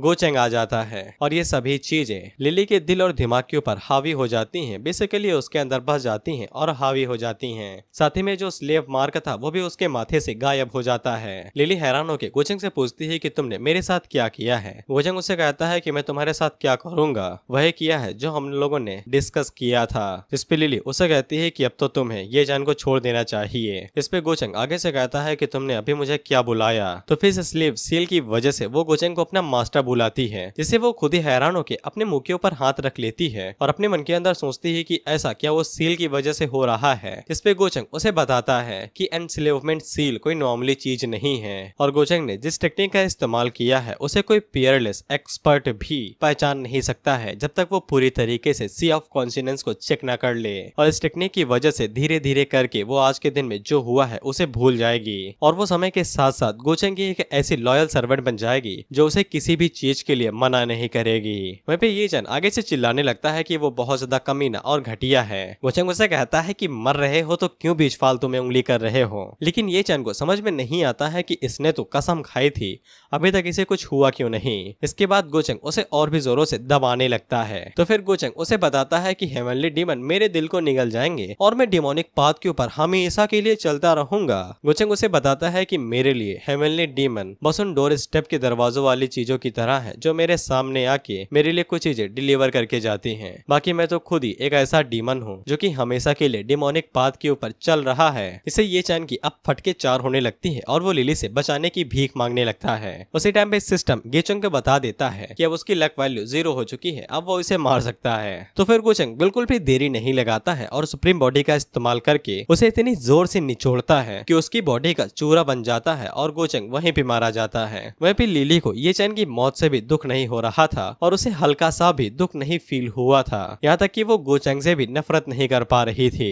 इसके बाद गोचंग को किलिंग चेस्ट मिलता है और गोचंग उसके ऊपर मल्टीप्लायर कार्ड का इस्तेमाल करता है जो कि उसके रिवॉर्ड को और भी ज्यादा बढ़ा देगा। सिस्टम गोचंग के रिवॉर्ड को 5 गुना बढ़ा देता है। उसे 1000 पॉइंट मिलने थे तो फिर 5000 पॉइंट मिलते हैं और 1000 लक पॉइंट मिलते हैं। साथ ही में गोचंग को एक और ब्रोकन वर्ल्ड सीड मिलता है और साथ ही में वॉइड एसेंस। इसके बाद गोचंग वॉइड एसेंस को निकालता है और अपने ऊपर फ्यूज करने लगता है ताकि वो अपनी पावर को बढ़ा सके, ताकि वो अल्टीमेट वेपन डीमन हेलबर्ड का इस्तेमाल कर सकेगा। जिसके बाद वो वॉइड एसेंस को अपने माथे के ऊपर लगाता है और उसे अपने साथ फ्यूज करने लगता है और कुछ ही देर के अंदर वो फ्यूज भी कर लेता है। अब गोचंग के पास वॉइड की भी पावर आ चुकी थी जिससे उसका ऑफेंस, डिफेंस, स्पीड सब कुछ बढ़ चुका था। वहीं पे लिली दोबारा गोचंग को उसके नाम से बुलाती है तो गोचंग उससे कहता है कि तुमने मुझे क्या कहा। तो फिर वो दोबारा सील की वजह से उसे मास्टर कह के बुलाती है। इसके बाद गोचंग उससे कहता है कि यहीं पे बैठी रहो, मैं थोड़ा सा काम करके आता हूँ। और उसके रास्ते के बीच में ये चैन की बॉडी पड़ी हुई थी तो फिर उसे धक्के मार के साइड में फेंक देता है और थ्रोन के ऊपर बैठे हुए मास्टर की तरफ देखते हुए कहता है कि अब असली बिजनेस पे आते हैं, इसके लिए हम लोग नीचे घूम रहे थे। और इसी के साथ ये वीडियो यहीं पे खत्म होती है और इसके आगे के पार्ट्स आएंगे या नहीं आएंगे ये इस वीडियो के व्यूज के ऊपर डिपेंड करता है। और अगर तुम चाहते हो कि इसके पार्ट आए तो फिर तुम लाइक और कमेंट शेयर करके इसकी एंगेजमेंट को बढ़ा सकते हो, जिसकी मदद से यूट्यूब इस वीडियो को ज्यादा रिकमेंड करेगा। मैं ये तुमसे कह नहीं रहा हूँ, करना है तो कर दो, बाकी कर ही देना। बाकी मैं सीरियस हूँ, अगर इसके ऊपर व्यूज नहीं आते हैं तो मैं सच में मानवा एक्सप्लेन करूंगा।